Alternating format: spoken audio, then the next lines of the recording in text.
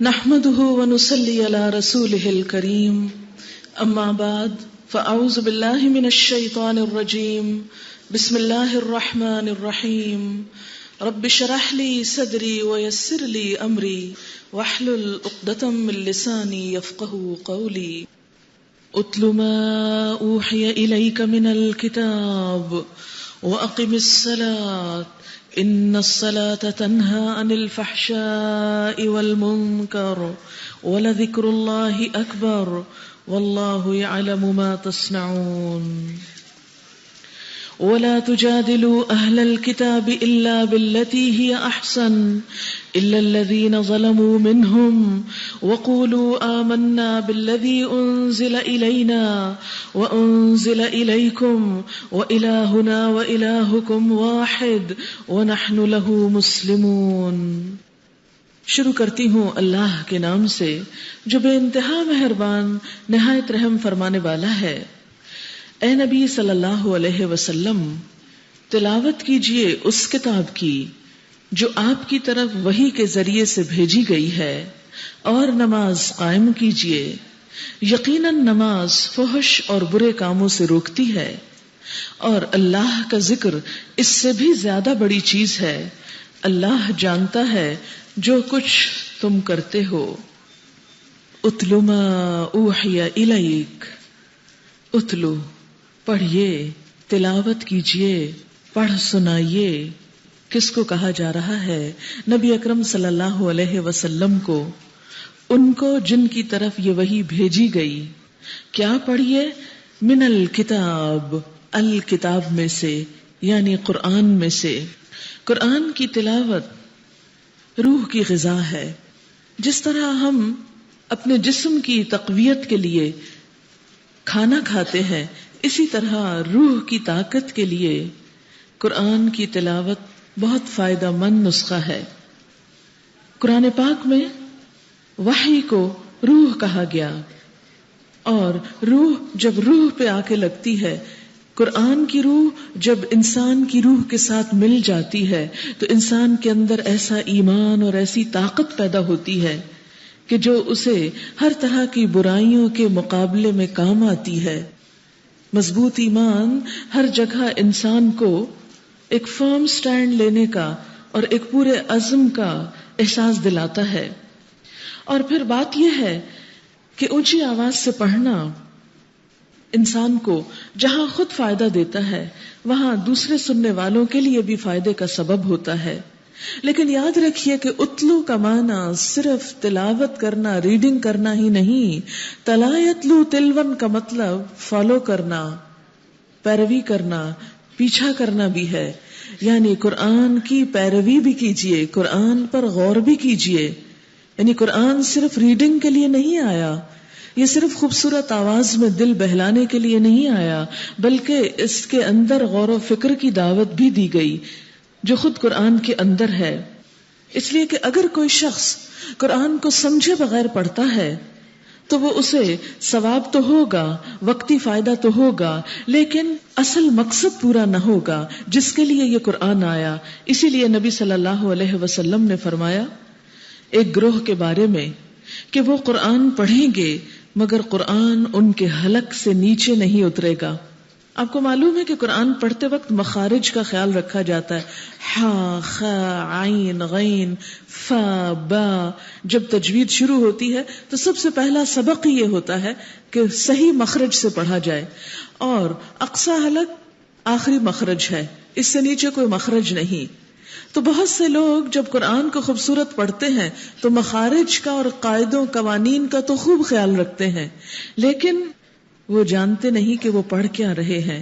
اسی لیے آپ صلی اللہ علیہ وسلم نے فرمایا کہ کچھ لوگ قرآن پڑھیں گے مگر قرآن ان کے حلق سے نیچے نہیں جائے گا۔ یعنی آوازیں بہت خوبصورت ہوں گی لیکن دل سے بات نہیں نکلے گی، دلوں پہ نہیں جائے گی۔ وہ دین سے اس طرح نکل جائیں گے جیسے تیر کمان سے نکل جاتا ہے۔ یعنی قرآن پڑھنے کے باوجود بھی وہ دین سے باہر ہوں گے. عموماً ہم یہ سمجھ لگتے ہیں کہ جو شخص قرآن پڑھتا ہے وہ بہت دیندار ہوگا. اسی لیے جب کوئی شخص حافظ بن جاتا ہے، قرآن یاد کر لیتا ہے، تو ہمارے دل میں اس کی بڑی وقت ہو جاتی ہے کہ ہے یہ کتنا نیک انسان ہے، اس نے قرآن حفظ کر لیا. لیکن بعض اوقات ہم حفظ کرنے والوں کے اعمال ایسے دیکھتے ہیں کہ ہم دین سے متنفر ہو جاتے ہیں. تو اس میں قصور قرآن کا نہیں، وہ پڑھنے کے انداز کا ہے کہ اس کو رٹ تو لیا، یاد تو کر لیا، مگر دل میں جگہ نہ دی، اس کو سمجھا نہیں، اس کی پیروی نہیں کی. اسی طرح ایک اور حدیث میں آتا ہے، قرآن پر ایمان نہیں لایا وہ شخص جس نے اس کی حرام کی ہوئی چیزوں کو حلال کر لیا. یعنی ایسے شخص کا ایمان ہی معتبر نہیں. تو بات یہ ہے کہ قرآن اگر سمجھ کر پڑھا جائے، دل کی محبت کے ساتھ پڑھا جائے، دل پر لینے کے لیے پڑھا جائے، تو یہی قرآن قیامت کے دن انسان کے حق میں گواہ ہوگا، ورنہ انسان کے خلاف. تو پہلا حکم اتل ما اوحی الیک من الکتاب واقم الصلاۃ، اور نماز قائم کیجئے. کیوں؟ ان الصلاۃ تنہی عن الفحشاء والمنکر، کیونکہ نماز بے حیائی اور برائی سے روکتی ہے. یعنی تلاوت قرآن اور نماز دونوں چیزیں انسان کو برائی سے روکتی ہیں. لیکن ہم دیکھتے ہیں کہ بعض لوگ قرآن بھی پڑھتے ہیں، نماز بھی پڑھتے ہیں، اس کے ساتھ بہت برے برے کام بھی کرتے ہیں، اور پھر ہم ان کو کنڈیم نہیں کرتے، ان کی نمازوں کو کنڈیم کرنے لگتے ہیں، ان کی نمازوں کو برا بھلا کہتے ہیں، اس کے بارے میں کہتے ہیں کہ یہ کیسی نماز ہے. اور بہت دیکھے ہیں ہم نے نماز پڑھنے والے جیسی نمازیں یہ پڑھتے ہیں، اس سے اچھا تو نماز نہ ہی پڑھی جائے. تو بات یہ ہے کہ آپ دیکھیں کہ اگر کسی مریض کو کسی دوا سے فائدہ نہ ہو رہا ہو تو اس میں قصور دوا کا نہیں ہوتا، مریض کے اندر کے سسٹم کا ہوتا ہے کہ وہ کسی دوا کو ایکسپٹ نہیں کر رہا، اس کا سسٹم اس کو لے نہیں رہا. اور بعض اوقات یہ ہوتا ہے کہ ہم دوا بھی کھاتے ہیں اور ساتھ پرہیز نہیں کرتے. مثلا اگر کوئی شخص ڈائبٹیز کا مریض ہے اور ساتھ وہ انجیکشن بھی لگا رہا ہے یا گولی بھی کھا رہا ہے اور اس کے ساتھ ساتھ خوب شوگر والی چیزیں بھی استعمال کر رہا ہے، تو آخر وہ دوا کس حد تک اس کو کنٹرول کر سکتی ہے؟ جہاں ایک طرف دوا لی جاتی ہے وہاں دوسری طرف پرہیز بھی لازم ہوتا ہے. پھر اسی طرح کوئی بھی دوا اس وقت فائدہ دیتی ہے جب انسان اس کو صحیح ڈوز میں لیتا ہے.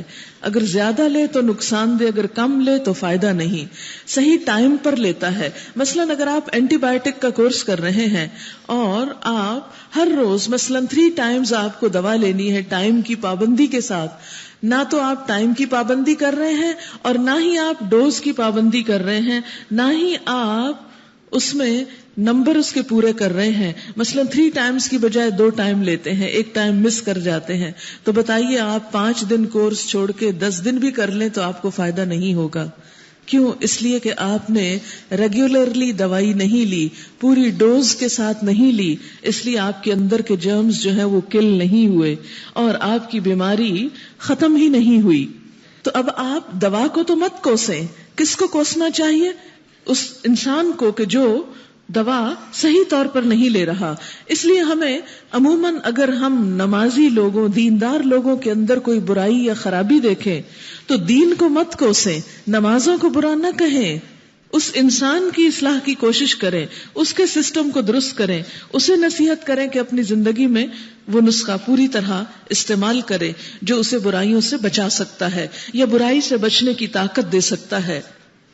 تو اس میں سب سے زیادہ ضروری کیا ہے کہ نماز کو سنت نبوی کے مطابق پڑھا جائے. نمبر 1 اخلاص، اللہ کے لیے نماز ہو. نمبر 2 طہارت قلب کہ اللہ کے سوا کوئی نہیں، شرک سے پاک ہو دل. نمبر 3 مقرر وقت پہ نماز. نمبر 4 ارکان صلاۃ میں اعتدال. بعض اوقات ہم نماز تو پڑھتے ہیں مگر کچھ سمجھتے نہیں کیا پڑھ رہے ہیں اور جلدی جلدی اوپر نیچے ہو کے سمجھتے ہیں کہ ہم نماز پڑھ چکے. پھر اسی طرح خشوع و خضوع، پھر پابندی، پھر اسی طرح رزق حلال کا اہتمام، کیونکہ حرام رزق کے ساتھ انسان کی دعائیں اور نمازیں قبول نہیں ہوتی. جب یہ شرائط پوری ہوگی تو انشاءاللہ نماز انسان کو برائیوں سے روکنے والی ہوگی.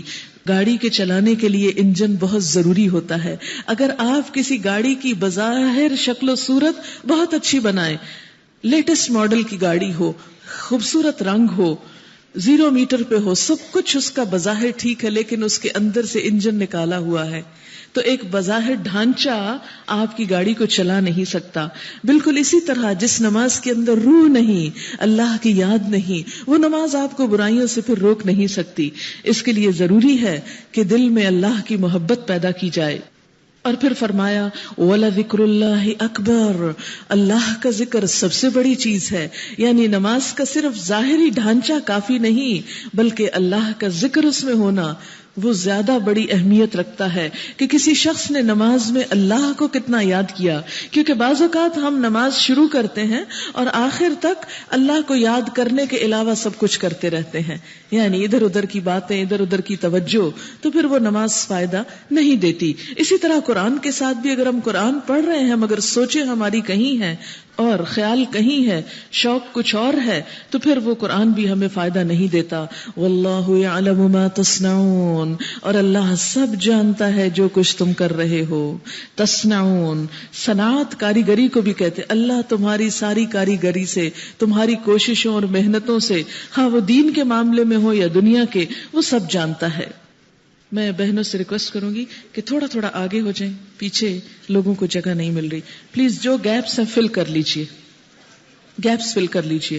قرآن پاک میں ایک آیت ہے، خاموشی سے آیت سن لیجئے، ذرا ذرا آگے ہوتے جائیں، یہاں گیپ ہے، ذرا سر آگے پلیز، تھوڑی سی تکلیف اٹھائیے.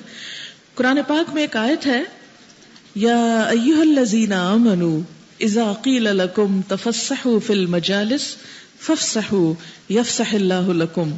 اے لوگو جو ایمان لائے ہو، جب تم سے کہا جائے کہ مجلس میں جگہ بناؤ، کشادگی پیدا کرو، تو کیا کرو، اللہ تعالیٰ تمہارے لیے کشادگی پیدا کرے گا. کیا ہم نہیں چاہتے کہ ہمارے رزق میں، ہمارے دلوں میں، ہمارے گھروں میں، ہماری ہر چیز میں کشادگی ہو؟ تو اگر ہم کشادگی چاہتے ہیں تو دوسروں کے لیے کشادگی لائیں، خاموشی کے ساتھ، تاکہ مجلس کی برکت برخاست نہ ہو. وَلَا تُجَادِلُوا أَهْلَ الْكِتَابِ إِلَّا بِالَّتِي هِيَ أَحْسَنُ إِلَّا الَّذِينَ ظَلَمُوا مِنْهُمْ، اور اہل کتاب سے بحث نہ کرو. اہل کتاب کون ہے؟ یہود و نصارہ. ان سے بحث نہ کرو. تو ہم اپنے مسلمانوں کے ساتھ جو بحثیں کرتے رہتے ہیں، حجت بازی کرتے رہتے ہیں، لیکن اگر کبھی ضرورت پیش آئے تو کیا کرو؟ إِلَّا بِالَّتِي هِيَ أَحْسَنُ، اس طریقے سے جو بہت اچھا ہو، خوبصورت طریقے کے ساتھ. یہ ہے ہمارا دین جو ہمیں غیر مسلموں کے ساتھ، اہل کتاب کے ساتھ بھی عمدہ طریقے سے بحث کرنا سکھاتا ہے. لیکن آج ہمارا کیا حال ہے کہ ہم مسلمان کے سامنے یا اس کے پیچھے بات کرتے ہیں تو انتہائی بد اخلاقی اور بدتمیزی کے ساتھ. نبی صلی اللہ علیہ وسلم کی آمد کا مقصد کیا تھا؟ کہ آپ اخلاق کی تکمیل کریں. اخلاق کی تکمیل. وہ صرف نمازیں پڑھانے کے لیے نہیں آئے تھے، اور نماز تو دراصل انسان کو یہ احساس دیتی ہے کہ وہ دوسرے انسانوں کے ساتھ اچھا معاملہ کرنے کے لیے تیار ہو جائے، اللہ کے آگے جھک کر پرومس کرے کہ اللہ تعالیٰ میں باقی کام اچھی طرح کروں گا. لیکن ہمارا حال یہ ہو گیا ہے کہ ہم نے سر بھی ڈھک لیے، نمازیں بھی شروع کر دیں، مگر عمدہ اخلاق نہ اپنایا. اپنے ہی پاس بیٹھنے والے کو جگہ اگر نہ ہم دیں، اگر ہم دوسرے کو تکلیف سے نہ بچائیں، اگر دوسرے سے مسکرا کے بات نہ کریں، دوسرے کا دل نہ جیتیں، تو یہ دین کیسا دین ہے؟ افسوس کے ساتھ کہنا پڑتا ہے کہ مذہبی طبقہ بدتمیزی اور بد اخلاقی اور تانا دینے میں دوسروں سے کچھ زیادہ ہی آگے جا رہا ہے. تو یہ چیز انتہائی تکلیف دہ ہے. اگر آپ کو کسی سے بھی کچھ اختلاف ہو، کسی کی بھی کوئی بات ناگوار ہو، تو آپ بغیر اگریسو ہوئے اپنی عمدہ طریقے سے بات کنوے کر سکتے ہیں. اور آج غیر مسلموں نے یہ اخلاق اپنا لیا. مجھے 4 سال ایسی جگہ پہ پڑھنے کا اتفاق ہوا جہاں چاروں طرف صرف نان مسلمز تھے، لیکن میں نے کبھی بدتمیزی، بد اخلاقی اور چیخ چلا کے بات کرتے ہوئے لوگوں کو نہیں دیکھا. جو بھی بات کہنا ہے تحمل کے ساتھ، آرام کے ساتھ دوسرے کو کنوے کر دو، اپنا موقف بتا دو. لیکن افسوس کہ جب ہم مسلمان آپس میں بات کرنے لگتے ہیں تو چھوٹی سی بات پر بھی اختلاف ہو تو بعض اوقات چیخنا چلانا شروع کر دیتے ہیں، بعض اوقات سامنے بدتمیزی کرتے ہیں، بعض اوقات پیٹھ پیچھے جا کر غلط سلط باتیں کرتے ہیں. یاد رکھیں، ہر بات لکھی جاتی ہے، اور ہر بات کا حساب ہونا ہے، ہر بات پہ پوچھا جائے گا، اور جس کے ساتھ بھی جو بدتمیزی کی، اگر اس کے سامنے یا پیچھے، وہ اللہ کو جا کے اس کا حساب دینا ہوگا. اس لیے بی کیئرفل. اور خصوصاً جب آپ قرآن پڑھنے آتے ہیں اور قرآن سمجھ رہے ہیں تو سب سے زیادہ چینج جس چیز میں آنا چاہیے وہ ہمارے اخلاق میں. اور کس چیز میں؟ کہ اگر کسی میں پوائنٹ آف ویو ڈفرنٹ بھی ہو جائے، کوئی اختلاف بھی ہو جائے، کہیں بحث کی ضرورت بھی آئے، تو کیا الا باللتی ہی احسن. احسن ہوتا ہے سب سے خوبصورت، عمدہ سے عمدہ ترین طریقہ، سب سے پیارا طریقہ، اس طریقے پہ بات کرو. الا الذین ظلموا منہم، مگر وہ لوگ جنہوں نے ان میں سے ظلم کیا. ہاں، جب کوئی ظلم پر اتر آئے تو ظلم کے لیے ہاتھ روکنا ضروری ہے. اس کا طریقہ اسلام نے الگ طور پر سکھایا کہ اگر وہ تم پر جنگ کرنے کے لیے آ جاتے ہیں تو پھر تم آرام سے بیٹھے نہیں رہو گے، اس کا جواب دو گے. مگر وہ صرف میدان جنگ کے اندر، اپنے گھروں کو میدان جنگ نہ بنائیں، اپنی مسجدوں کو میدان جنگ نہ بنائیں، اپنے بیٹھنے اٹھنے کی مجلسوں کو میدان جنگ نہ بنائیں. اگر ہم اس مہینے میں صرف اپنا اخلاق اچھا کرنے پہ بھی کامیاب ہو جاتے ہیں تو ہم سمجھیں گے کہ ہم نے کچھ اچیو کر لیا، اور اگر یہ نہیں کیا تو کیا کیا؟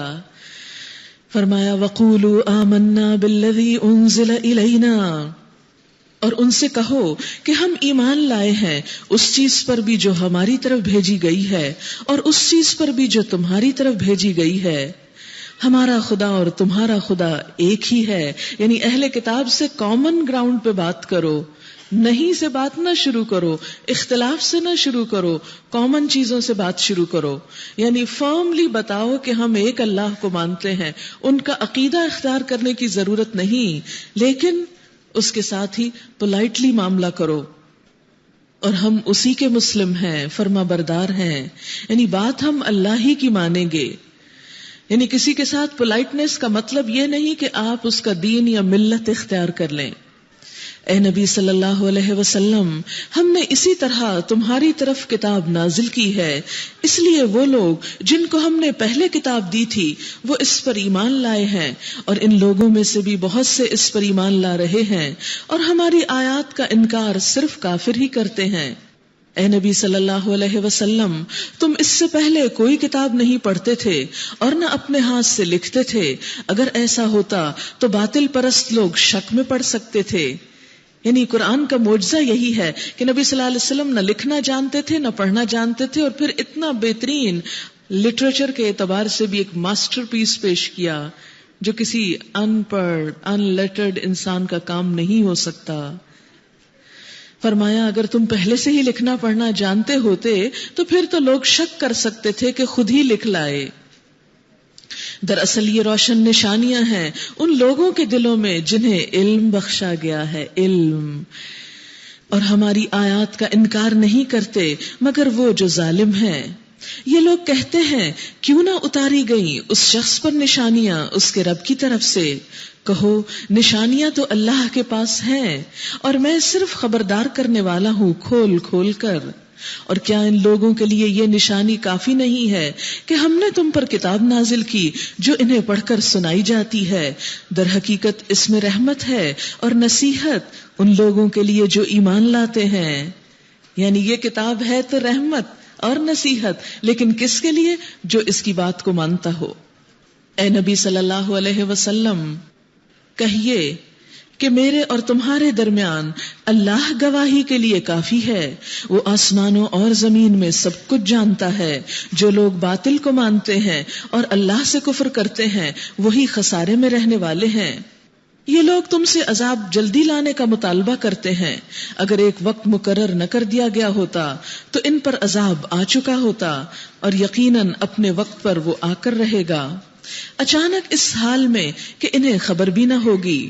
یہ تم سے عذاب جلدی لانے کا مطالبہ کرتے ہیں، حالانکہ جہنم ان کافروں کو گھیرے میں لے چکی ہے، اور انہیں پتہ چلے گا اس روز جبکہ عذاب انہیں اوپر سے بھی ڈھانک لے گا اور پاؤں کے نیچے سے بھی، اور کہے گا کہ اب چکھو مزہ ان کرتوتوں کا جو تم کرتے رہے. یا عبادی الذین آمنوا ان ارضی واسعۃ فإیایا فاعبدون. اے میرے بندو جو ایمان لائے ہو، کہاں ہے وہ؟ آپ سب میری زمین بہت وسیع ہے، بس تم میری ہی بندگی بجا لاؤ. یہ کیوں کہا گیا؟ عموماً یہ ہوتا ہے کہ جب اللہ کی عبادت کا کوئی موقع آتا ہے تو آس پاس کے حالات کی وجہ سے ہم پریشان ہو کر اللہ کو تو چھوڑ دیتے ہیں، بندوں کی بات ماننے لگتے ہیں اور کہتے ہیں اب کیا کیا جائے، دنیا بھی تو پوری کرنی ہے، دنیا بھی تو نبھانی ہے، اب ہم اس سب کو چھوڑ تو نہیں سکتے. فرمایا نہیں، اللہ کی زمین بہت بڑی ہے. اگر کچھ انسانوں کی وجہ سے ایک جگہ تم اللہ کی بات نہیں مان سکتے تو اس جگہ اس سچویشن کو اوائڈ کر کے دوسری جگہ چلے جاؤ، لیکن اللہ کی بات ماننے سے دور نہ رہو، پیچھے نہ رہو. کیوں؟ اس لیے کہ کل نفس ذائقۃ الموت، ہر شخص کو موت کا مزہ چکھنا ہے. ثم الینا ترجعون، پھر ہمارے پاس تم لوٹائے جاؤ گے. گویا لوگوں کے ستانے کا بہانہ کافی نہ ہوگا کہ ہم قیامت کے دن کہیں اللہ تعالیٰ چونکہ لوگ ہمیں کرنے نہیں دیتے تھے اس لیے ہم کچھ کر نہ سکے.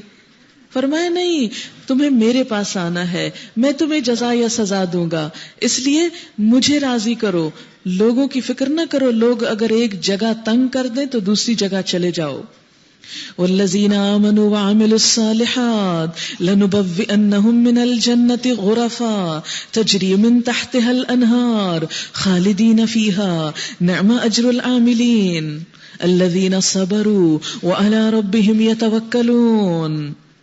جو لوگ ایمان لائے اور جنہوں نے اچھے کام کیے، کیونکہ لوگوں کے ڈر سے اچھے کام چھوڑنے نہیں، اللہ کی بات سن کر جانا ہے کام، کیونکہ اس کا صلہ کیا ہے؟ جو اچھے کام کریں گے ان کو ہم جنت کی بلند و بالا عمارتوں میں رکھیں گے جن کے نیچے نہریں بہتی ہوں گی، وہاں وہ ہمیشہ رہیں گے. کتنا عمدہ اجر ہے عمل کرنے والوں کے لیے. عمل سے بات بنتی ہے. ان لوگوں کے لیے جنہوں نے صبر کیا ہے اور جو اپنے رب پر بھروسہ کرتے ہیں. کتنے ہی جانور ہیں جو اپنا رزق اٹھائے نہیں پھرتے، کتنے ہی جانور ہیں جو اپنا رزق اپنے کندھوں پہ، اپنے پروں پہ، اپنی پیٹھ پہ اٹھائے نہیں پھرتے. وہ بیچارے ہمارے سامان تو ڈھوتے رہتے ہیں، اپنے لیے کچھ بھی اٹھا کے نہیں چلتے، کوئی بیگ بھی لے کے نہیں چلتے. اللہ ان کو رزق دیتا ہے اور تمہارا رزاق بھی وہی ہے، تمہیں بھی وہی رزق دے گا، تمہارا رازق بھی وہی ہے. اس لیے کبھی رزق کے معاملے میں پریشان نہ ہوا کرو، کوشش کرو، محنت کرو، لیکن اللہ پہ بھروسہ کرو، حرام کی طرف نہ اٹھو. وہ سب کچھ سنتا اور جانتا ہے. وہ چیونٹیوں کو بلوں میں رزق دیتا ہے، پرندوں کو ہواؤں اور سمندروں میں سے رزق دیتا ہے، مچھلیوں کو سمندر کے اندر سے، درندوں کو جنگل میں، ہر جگہ روزی فراہم کر رہا ہے. ان سب چیزوں کو میں اور آپ کچھ بھی نہیں بانٹتے. اگر انہیں اللہ دے سکتا ہے تو مجھے اور آپ کو کیوں نہیں؟ وہ دے گا. صبر کیجئے، حرام چھوڑ کر حلال کی طرف آئیے، اللہ پہ بھروسہ کیجئے. وَلَئِن سَأَلْتَهُم مَّن خَلَقَ السَّمَاوَاتِ وَالْأَرْضِ، اگر تم ان لوگوں سے پوچھو کہ زمین اور آسمانوں کو کس نے پیدا کیا اور چاند اور سورج کو کس نے مسخر کیا، تو ضرور کہیں گے کہ اللہ نے. پھر یہ کدھر سے دھوکہ کھا رہے ہیں؟ اللہ ہی ہے جو اپنے بندوں میں سے جس کا چاہتا ہے رزق کشادہ کرتا ہے. یہ اللہ کی تقسیم ہے، جس کا چاہتا ہے تنگ کر دیتا ہے، تھوڑا دیتا ہے. اس لیے جن کو زیادہ ملے وہ تکبر نہ کریں، جن کو کم ملے وہ جلے اور کڑھے نہیں. عموماً کیا ہوتا ہے کہ معاشرے میں ہمیشہ سے ازل سے ابد تک یہ دو طبقات رہیں گے، ایک وہ جو رکھتے ہیں اور دوسرے جو نہیں رکھتے.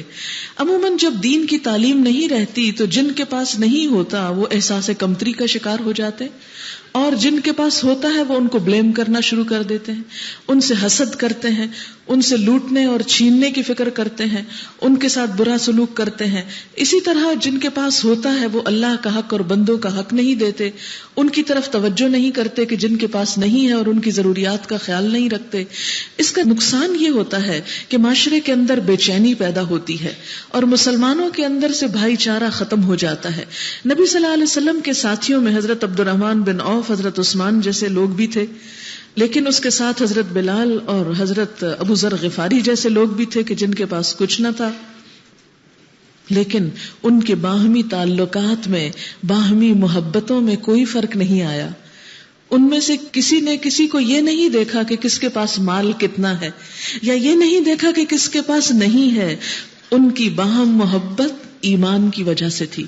اگر کسی کے اندر بھی ایمان ہے تو خواہ وہ امیر ہے یا غریب، وہ اللہ کی نظر میں بھی پسندیدہ ہے اور بندوں کے نزدیک بھی بہت اہم ہے. اور اگر ایمان نہیں تو صرف کسی کے ساتھ ہمدردی اس لیے نہیں کی جا سکتی کہ وہ اپنی دولت کی وجہ سے بگڑ چکا ہے یا نقصان کر رہا ہے اپنا، یا کوئی اپنی غربت کی وجہ سے پریشان ہے. نہیں، اصل ہمدردی کے لائق جو چیز ہے وہ یہ کہ انسان کی صرف دنیا نہیں، اس کی آخرت کا بھی بھلا سوچا جائے. اور اس میں کسی کو کسی پر حسد یا آپس میں نفرت کی ضرورت نہیں، کیونکہ یہ اللہ کا فیصلہ ہے. اگر کوئی شخص اپنے لیے مثلا رزق کم ہے تو اللہ کے فیصلے پہ راضی ہو جائے کہ اللہ نے میرے لیے یہی مقام چاہا، اس میں مجھے کسی کو برا بھلا کہنے کی ضرورت نہیں. یقیناً ہر چیز کا جاننے والا اللہ ہے، اس کو پتا ہے کہ کس کو کتنا دینا چاہیے اور کیوں دینا چاہیے. اگر تم ان سے پوچھو کہ کس نے آسمان سے پانی برسایا اور اس کے ذریعے سے مردہ پڑی ہوئی زمین کو جلا اٹھایا تو وہ ضرور کہیں گے کہ اللہ نے. کہو الحمدللہ، مگر اکثر لوگ سمجھتے نہیں ہیں. وَمَا هَذِهِ الْحَيَاةُ الدُّنْيَا إِلَّا لَهْوٌ وَلَعِبٌ، اور یہ دنیا کی زندگی کچھ نہیں ہے مگر ایک کھیل اور دل کا بہلاوا. اس میں اگر کسی کو بہت کچھ بھی مل گیا تو سب کچھ کیا ہے؟ محض ایک کھیل. جس طرح بچے کھیل کر گھر بنا کر کیا حاصل کرتے ہیں. کبھی آپ نے بچوں کو کھیل کھیلتے دیکھا؟ کھیلنے کے بعد جب آپ کی گود میں آتے ہیں تو ان کا کیا حال ہوتا ہے؟ تھک جاتے ہیں، سونا چاہتے ہیں، پھر آرام کرنا چاہتے ہیں، اکتا جاتے ہیں. کھیل کھیل کے بھی انسان اکتا جاتا ہے. اور اسی طرح آپ دیکھیں کہ بہت کھیل سے بھی انسان آخرت سے غافل ہو جاتا ہے. یعنی کھیلنے کے بعد بچے امتحان یا اپنی پڑھائی کی فکر نہیں کرتے. تو بالکل اسی طرح جو شخص دنیا میں بہت انوالو ہو جائے اس کو پھر اپنی آخرت یاد نہیں آتی، وہ آخرت کے بارے میں فکر نہیں کرتا، سوچتا نہیں، اور دنیا میں سوائے تھکاوٹ کے حاصل کچھ نہیں ہوتا اور دنیا سے بھی اکتا جاتا ہے. لہذا عقل مند کون ہے کہ جو اپنی دنیا ملنے کے بعد اس سے اپنی آخرت کما جائے، ہر چیز سے آخرت کا بزنس کرے. اصل زندگی کا گھر تو آخرت کا گھر ہے. کاش یہ لوگ جانتے. جب یہ لوگ کشتی پر سوار ہوتے ہیں تو اپنے دین کو اللہ کے لیے خالص کر کے اس سے دعا مانگتے ہیں. پھر جب وہ انہیں بچا کر خشکی پر لے آتا ہے تو یکایک یہ شرک کرنے لگتے ہیں تاکہ اللہ کی دی ہوئی نجات پر اس کا کفران نعمت کریں اور حیات دنیا کے مزے لوٹیں. اچھا ان قریب انہیں معلوم ہو جائے گا، کیا یہ دیکھتے نہیں ہیں کہ ہم نے ایک پرامن حرم بنا دیا ہے، حالانکہ ان کے گرد و پیش کے لوگ اچک لیے جاتے ہیں. کیا پھر بھی یہ لوگ باطل کو مانتے ہیں اور اللہ کی نعمت کا کفران کرتے ہیں؟ اس شخص سے بڑا ظالم کون ہوگا جو اللہ پر جھوٹ باندھے یا حق کو جھٹلائے جبکہ وہ اس کے سامنے آ چکا ہو. کیا ایسے کافروں کا ٹھکانہ جہنم ہی نہیں ہے؟ والذین جاہدوا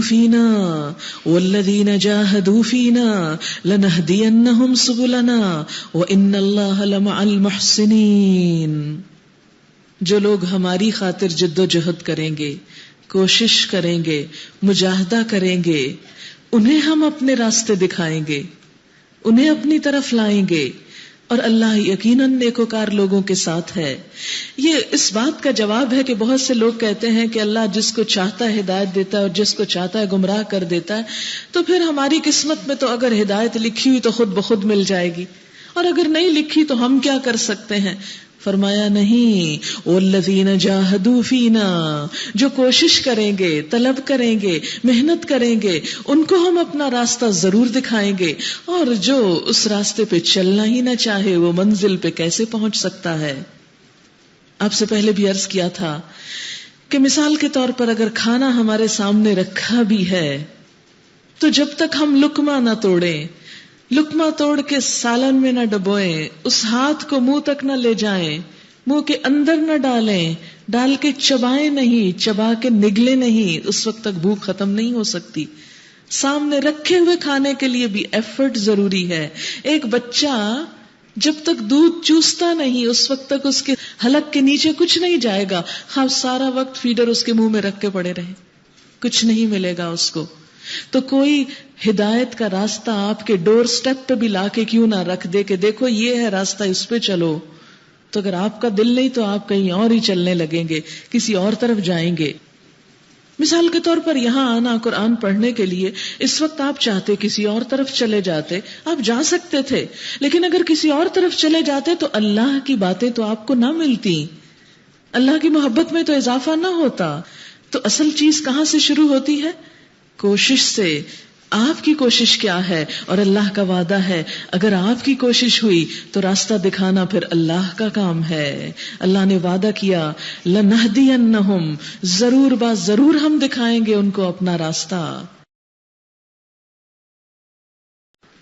سورۃ الروم مکی سورت ہے. بسم اللہ الرحمن الرحیم. الف لام میم.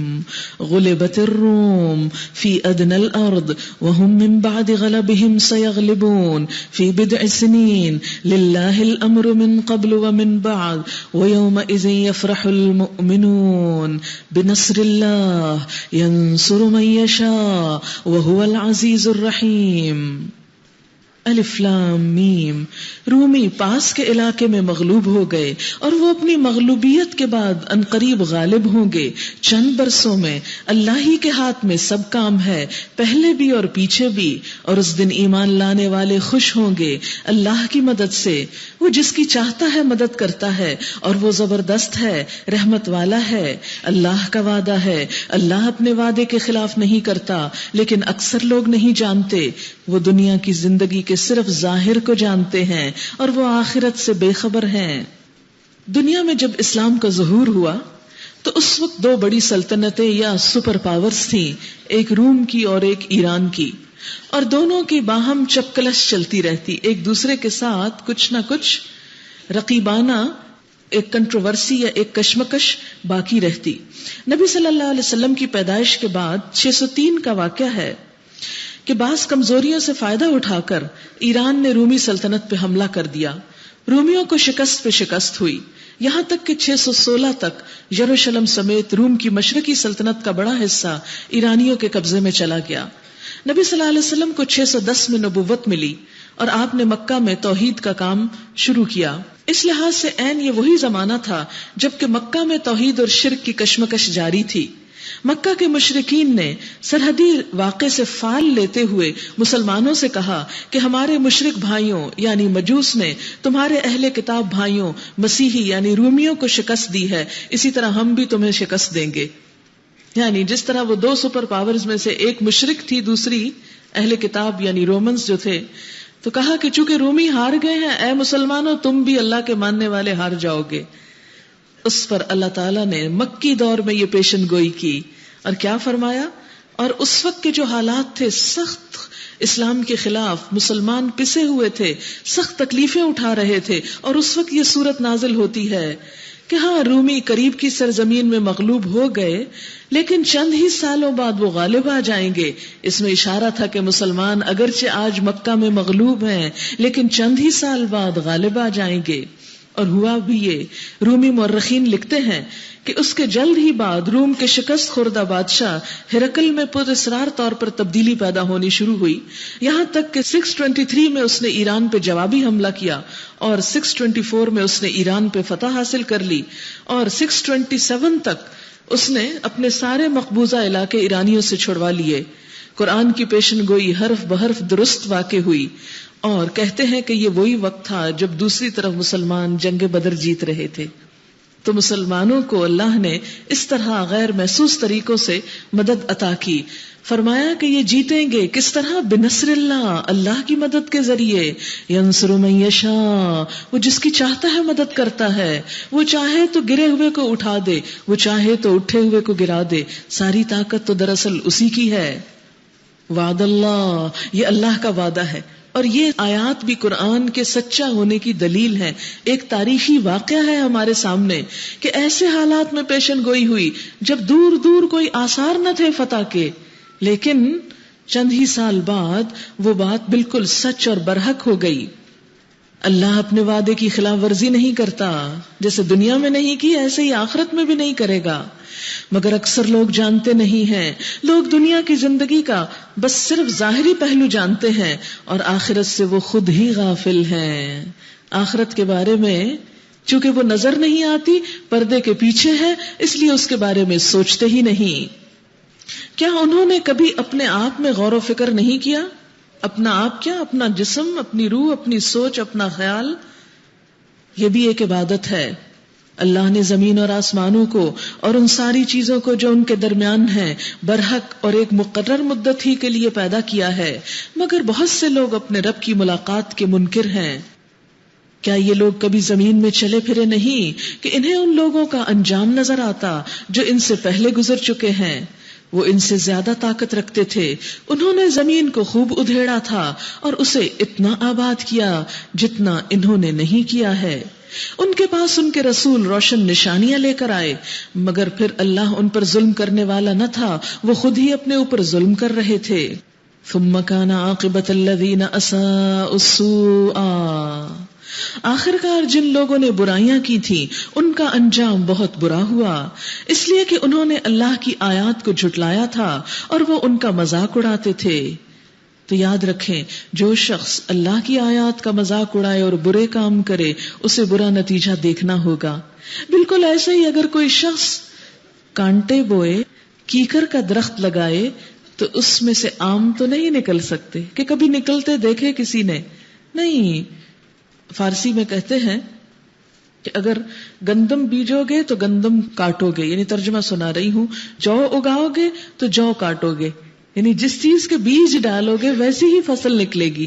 آج اگر ہم دنیا میں برے کام کریں گے، غلط کام کریں گے، تو کل قیامت کے دن اس کا بدلہ نیکی کے طور پر سامنے نہیں آئے گا، جنت کی جگہ نہیں ملے گی، کیونکہ ہم نے کوشش کسی اور جگہ کے لیے کی۔ اللہ ہی خلق کی ابتدا کرتا ہے، پھر وہی اس کا اعادہ کرے گا، پھر اسی کی طرف تم پلٹائے جاؤ گے، اور جب وہ ساعت برپا ہوگی اس دن مجرم ہک دھک رہ جائیں گے، ان کے ٹھہرائے ہوئے شریکوں میں کوئی ان کا سفارشی نہ ہوگا اور وہ اپنے شریکوں کے منکر ہو جائیں گے۔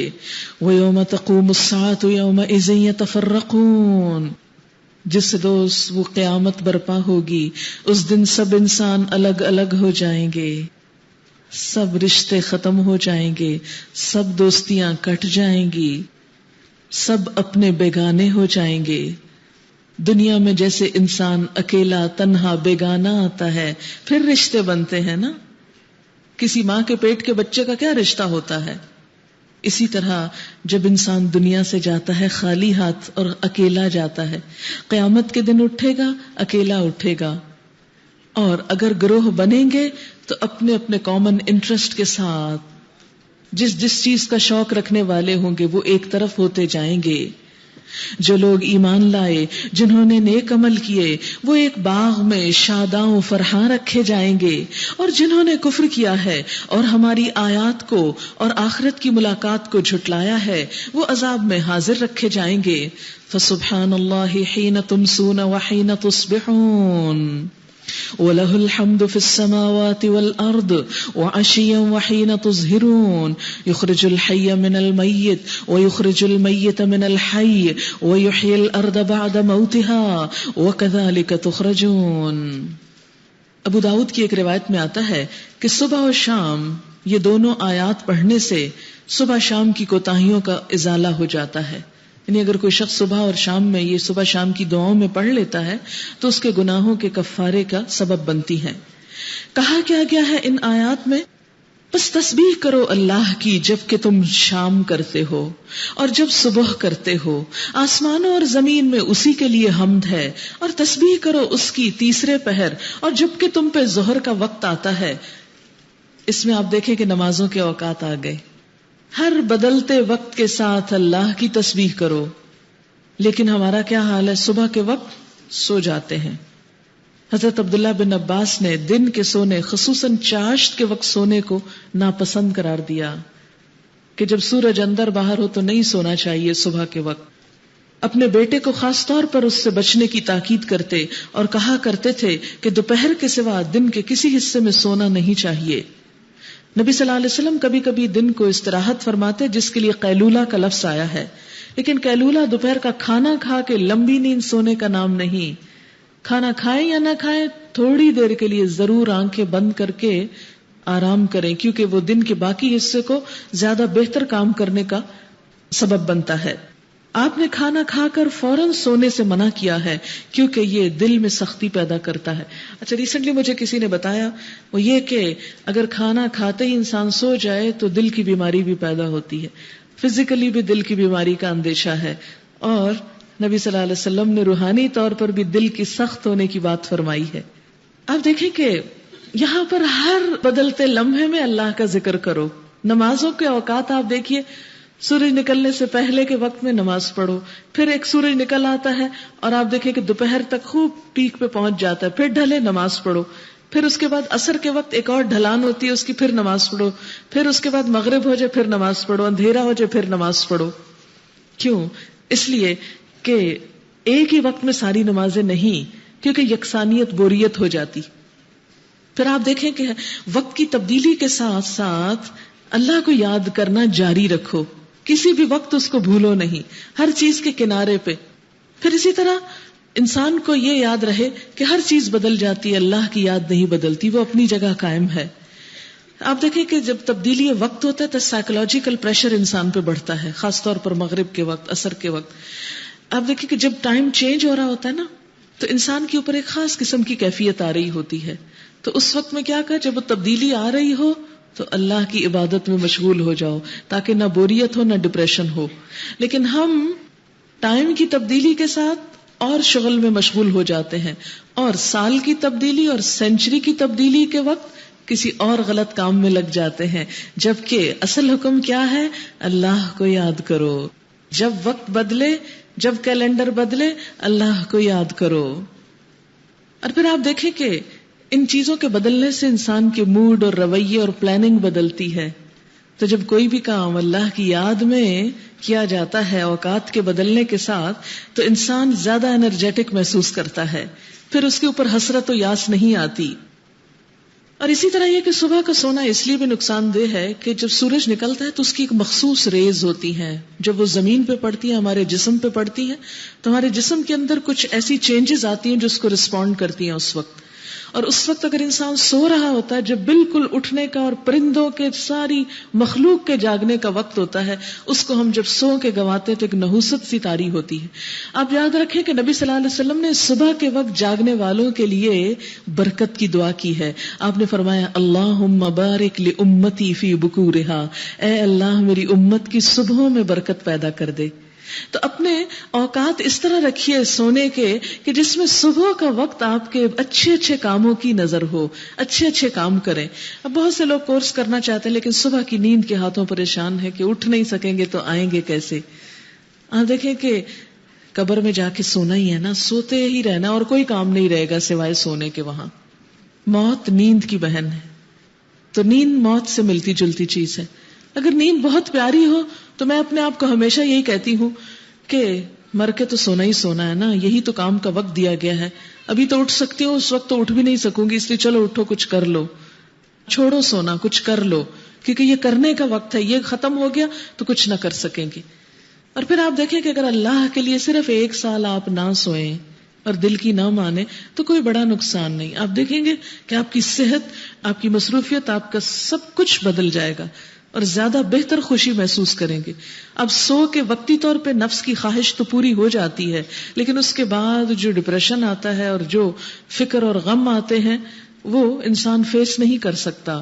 اس کے نتیجے میں کمزور سے کمزور ہوتا چلا جاتا ہے، اور پھر اس کا علاج ہم ٹرنکلائزرز میں ڈھونڈتے ہیں جو علاج نہیں ہے. فرمایا پس تسبیح کرو اللہ کی جب کہ تم شام کرتے ہو، جب تم صبح کرتے ہو. اس میں صبح شام کی جو دعائیں آپ کو دی گئی ان فولڈرز میں وہ بھی پڑھا کریں. آسمان اور زمین میں اسی کے لیے حمد ہے، اور تسبیح کرو اس کی تیسرے پہر جب کہ تم پر ظہر کا وقت آتا ہے، اس وقت بھی. وہ زندہ میں سے مردہ کو نکالتا ہے اور مردے میں سے زندہ کو نکال لاتا ہے. زمین کو اس کی موت کے بعد زندگی بخشتا ہے، اسی طرح تم لوگ بھی حالت موت سے نکال لیے جاؤ گے.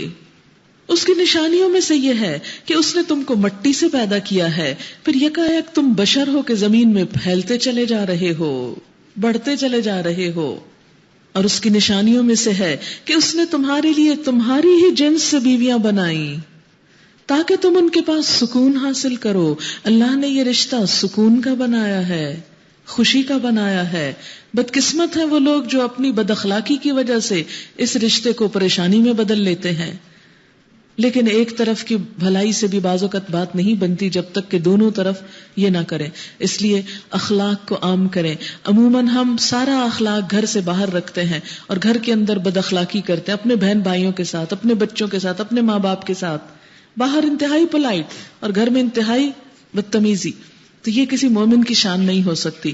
نبی صلی اللہ علیہ وسلم نے فرمایا کہ تم میں سب سے زیادہ اچھے لوگ وہ ہیں جو اپنی بیویوں کے حق میں اچھے ہیں، اور میں تم میں سب سے زیادہ اپنے گھر والوں کے ساتھ اچھا ہوں. سب سے عمدہ اخلاق اس کا ہے جو بیوی کے ساتھ اچھا ہے، اور اسی طرح سب سے اچھے اخلاق والی بیوی بھی وہی ہے جو اپنے شوہر کے ساتھ اچھا اخلاق رکھے، اس سے اچھی طرح بات کرے. آپ یک طرفہ طور پر پولائٹ ہو کے دیکھیے، اگر حالات نہ بدلیں تو مجھ سے کہیے. یک طرفہ طور پر پولائٹ ہو کے بہت مشکل کام ہے، کیونکہ انسان کا دل چاہتا ہے کہ جس پہ سارا مان ہے سب غصہ وہیں نکالے اور ہر طرح کی سب زیادتی وہیں پر ہو. لیکن اس سے پھر انسان کا جب گھر ڈسٹرب ہوتا تو سب کچھ ڈسٹرب ہونے لگتا ہے. تو اس لیے تھوڑے سے صبر کے ذریعے آپ بہت کچھ اچیو کر سکتے ہیں، بہت سی خوشیاں حاصل کر سکتے ہیں. اور تمہارے درمیان محبت اور رحمت پیدا کر دی. کتنے اجنبی ہوتے ہیں اور کتنے کلوز ہو جاتے ہیں ایک دوسرے کے ساتھ. یقیناً اس میں بہت سی نشانیاں ہیں ان لوگوں کے لیے جو غور و فکر کرتے ہیں، غور و فکر والوں کے لیے. اور اس کی نشانیوں میں سے آسمانوں اور زمین کی پیدائش اور تمہاری زبانوں اور تمہارے رنگوں کا اختلاف. ایک ہی طریقہ ہے سب کی پیدائش کا، لیکن ہر ایک کی شکل مختلف. اتنے لوگ ہم اس وقت بیٹھے ہیں، ہر ایک کا نیا ڈیزائن ہے.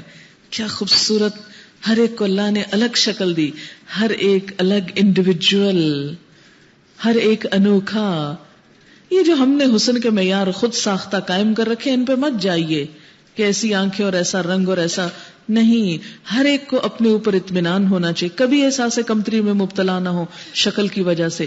ہمیشہ سوچئے کہ میرے رب نے مجھے ہر ایک سے مختلف بنایا، میں اپنی ذات میں اللہ کا ایک الگ نمونہ ہوں، الگ کمال ہوں، مجھے کس بات کی شرمندگی.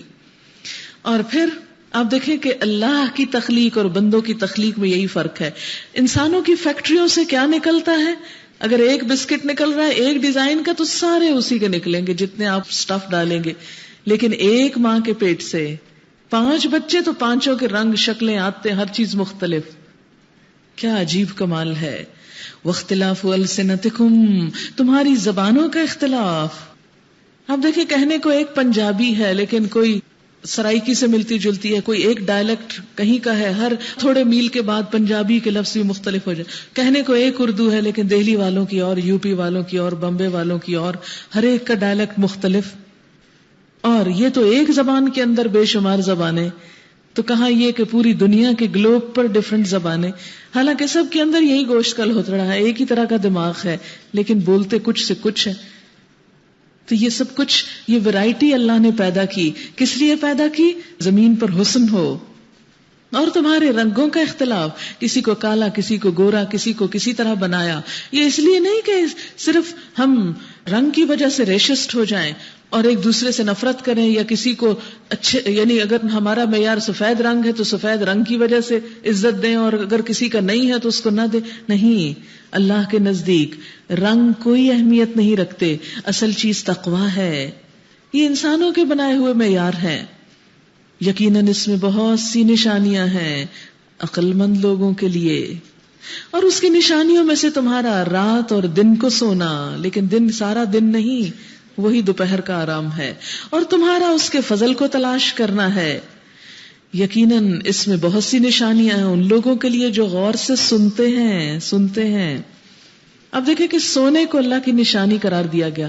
آپ کو معلوم ہے 14 دن نہ کھایا جائے تو زندہ رہا جا سکتا ہے، 10 دن نہ سویا جائے تو انسان زندہ نہیں رہ سکتا. نیند انسان کے لیے کھانے سے بھی زیادہ امپورٹنس رکھتی ہے. اور یہ اس لیے بھی تو ہے نا کہ کوئی بھی مشین اگر مسلسل چلائی جائے تو کولیپس ہو جائے گی. تھوڑی دیر کا آرام انسان کے کام میں اور زیادہ ایفیشنسی پیدا کرتا ہے. اور اس کی نشانیوں میں سے یہ ہے کہ وہ تمہیں بجلی کی چمک دکھاتا ہے، خوف کے ساتھ بھی اور طمع کے ساتھ بھی، اور آسمان سے پانی برساتا ہے، پھر اس کے ذریعے سے زمین کو اس کی موت کے بعد زندگی بخشتا ہے. یقیناً اس میں بہت سی نشانیاں ہیں ان لوگوں کے لیے جو عقل سے کام لیتے ہیں. ہم پڑھ تو قرآن رہے ہیں لیکن باتیں کس کی ہو رہی ہیں؟ ذرا دنیا کی ہو رہی ہیں نا، دنیا کی باتیں. یہ جتنی ساری چیزیں یہ دنیا کی چیزیں ہیں. مجھے کبھی سمجھ نہیں آتی جب ہمارے لوگ کہتے ہیں کہ دین کے ساتھ دنیا بھی رکھنی چاہیے. میں یہ کہتی ہوں کہ دنیا تو دین کے اندر ہے، الگ تو ہے ہی نہیں، دین کے اندر ہے دنیا. اس قرآن کے اندر ساری دنیا ڈسکس ہوئی ہوئی ہے، آسمانوں کی، زمین کی، سمندروں کی، رات کی، دن کی، کھانے پینے کی چیزوں کی، انسانوں کی، محبتوں کی، نفرتوں کی، سب باتیں اس کے اندر ہیں. شادی بیاہ کی، بچوں کی، سب چیز، سونا جاگنا کھانا سب اس کے اندر ہے. پھر اور کون سی دنیا آپ اس سے الگ لائیں گے؟ دنیا تو اسی کے اندر ہے. تو یاد رکھیں دین اور دنیا الگ الگ نہیں ہے کہ آپ خانوں میں بانٹ لے. یہ تو ہے دین، اس میں تو میں نے اللہ کی بات مانی، اور یہ میری دنیا، اس میں میں نے اپنی مرضی کرنی. یہ دنیا کس نے دی آپ کو؟ یہ دنیا بھی اللہ نے دی ہے، اس میں بھی اللہ کی مرضی کرنی. ہمیں کبھی یہ نہیں دیکھنا کہ لوگ کیا سوچ رہے ہیں ہمارے بارے میں اور کیا دیکھ رہے ہیں.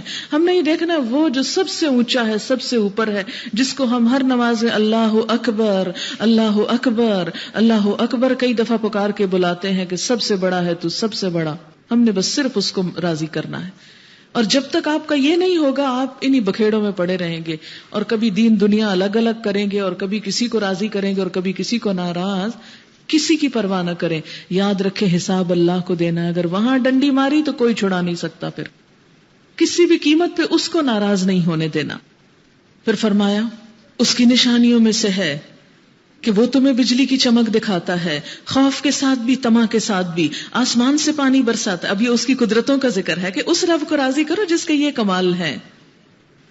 پھر اس کے ذریعے سے زمین کو اس کی موت کے بعد زندگی بخشتا ہے. یقیناً اس میں بہت سی نشانیاں ہیں ان لوگوں کے لیے جو عقل سے کام لیتے ہیں. اور اس کی نشانیوں میں سے یہ ہے کہ آسمان اور زمین اس کے حکم سے قائم ہے. کوئی پلرز نہیں ہے نا آسمان کی چھت کے، کیونکہ اس نے قائم رکھا ہے. پھر جو ہی کہ اس نے تمہیں زمین سے پکارا، بس ایک ہی پکار میں تم اچانک نکل آؤ گے قبروں سے. یعنی آسمانوں اور زمین میں جو بھی ہیں اس کے بندے ہیں، آسمانوں اور زمین میں جو بھی ہیں اسی کے ہیں. کل لہ قانتون، سب کے سب اسی کے تابع فرمان ہیں، سب کے سب اسی کے حکم کے پابند. وہی ہے جو تخلیق کی ابتدا کرتا ہے، پھر وہی اس کا اعادہ کرے گا، اور یہ اس کے لیے آسان تر ہے. آسمانوں اور زمین میں اس کی صفت سب سے برتر ہے، اور وہ زبردست اور حکیم ہے. وہ تمہیں خود تمہاری اپنی ہی ذات سے ایک مثال دیتا ہے. کیا تمہارے ان غلاموں میں سے جو تمہاری ملکیت میں ہیں کچھ غلام ایسے بھی ہیں جو ہمارے دیے ہوئے مال و دولت میں تمہارے ساتھ برابر کے شریک ہوں، اور تم ان سے اسی طرح ڈرتے ہو جس طرح آپس میں اپنے ہمسروں سے ڈرتے ہو؟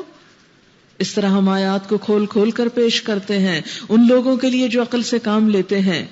تو بات یہ ہے کہ جب انسان اپنے مال کاروبار گھر میں اپنے نوکروں کو شریک نہیں کر سکتا تو پھر ان سے ڈر کیسا؟ تو پھر تم جس کے بندے ہو تم اس سے کیوں نہیں ڈرتے؟ اور پھر آپ دیکھیں کہ اللہ نے اپنے بندوں کو کیسے اختیارات دے دیے جب ہم اپنے نوکروں کو یا اپنے جیسے لوگوں کو اختیار نہیں دیتے اپنے مال و دولت میں سے. یعنی یہ اصل میں رد ہے ان لوگوں کا جو یہ سمجھتے ہیں کہ کچھ لوگ سمجھتے ہیں کہ انسان بھی مالک و مختار ہو سکتا ہے. اس طرح ہم آیات کھول کر پیش کرتے ہیں ان لوگوں کے لیے جو عقل سے کام لیتے ہیں. لیکن یہ ظالم بے سمجھے بوجھے اپنے تخیلات کے پیچھے چل پڑے ہیں، یعنی خود ہی سوچا خود ہی اس کو فالو کر لیا. اب کون اس شخص کو راستہ دکھا سکتا ہے جسے اللہ نے بھٹکا دیا ہو؟ ایسے لوگوں کا تو کوئی مددگار نہیں ہو سکتا. یعنی جو لوگ بے علمی اور گمراہی کی وجہ سے اپنی عقل کو کام میں لانے کی صلاحیت نہیں رکھتے اور اپنی نفسانی خواہشات کا شکار ہیں، ایسے لوگوں کو ہدایت نہیں ملتی.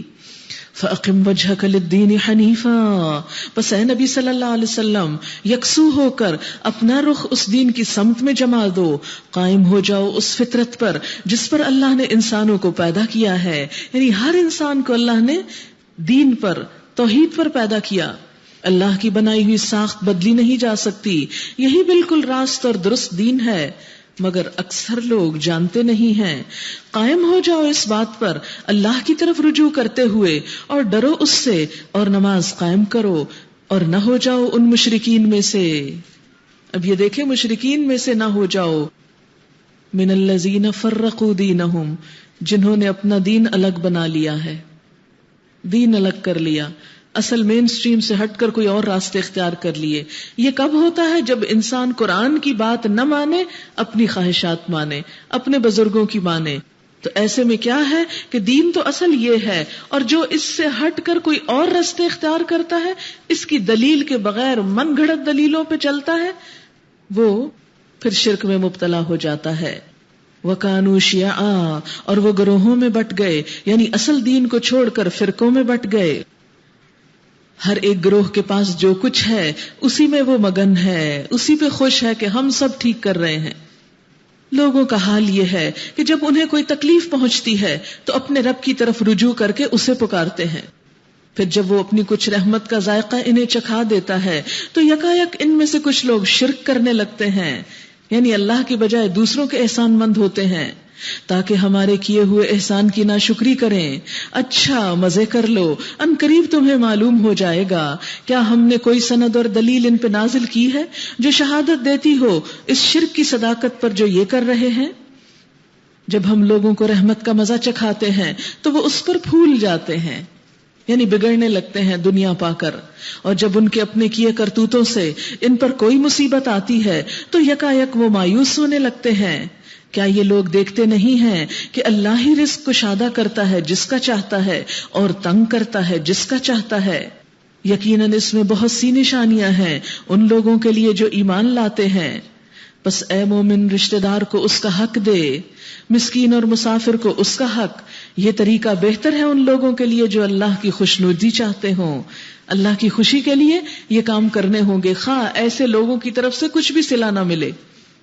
اور وہی فلاح پانے والے ہیں جو سود تم دیتے ہو تاکہ لوگوں کے اموال میں شامل ہو کر وہ بڑھ جائے، اللہ کے نزدیک وہ نہیں بڑھتا. اور جو زکوٰۃ تم اللہ کی خوشنودی حاصل کرنے کے لیے دیتے ہو، اسی کے دینے والے در حقیقت اپنا مال بڑھاتے ہیں. اللہ ہی ہے جس نے تم کو پیدا کیا ہے، پھر تمہیں رزق دیتا ہے، پھر وہ تمہیں موت دیتا ہے، پھر وہ تمہیں زندہ کرے گا. کیا تمہارے ٹھہرائے ہوئے شریکوں میں کوئی ایسا ہے جو ان میں سے کوئی کام بھی کرتا ہو کہ جس کے اختیار میں زندگی اور موت ہو؟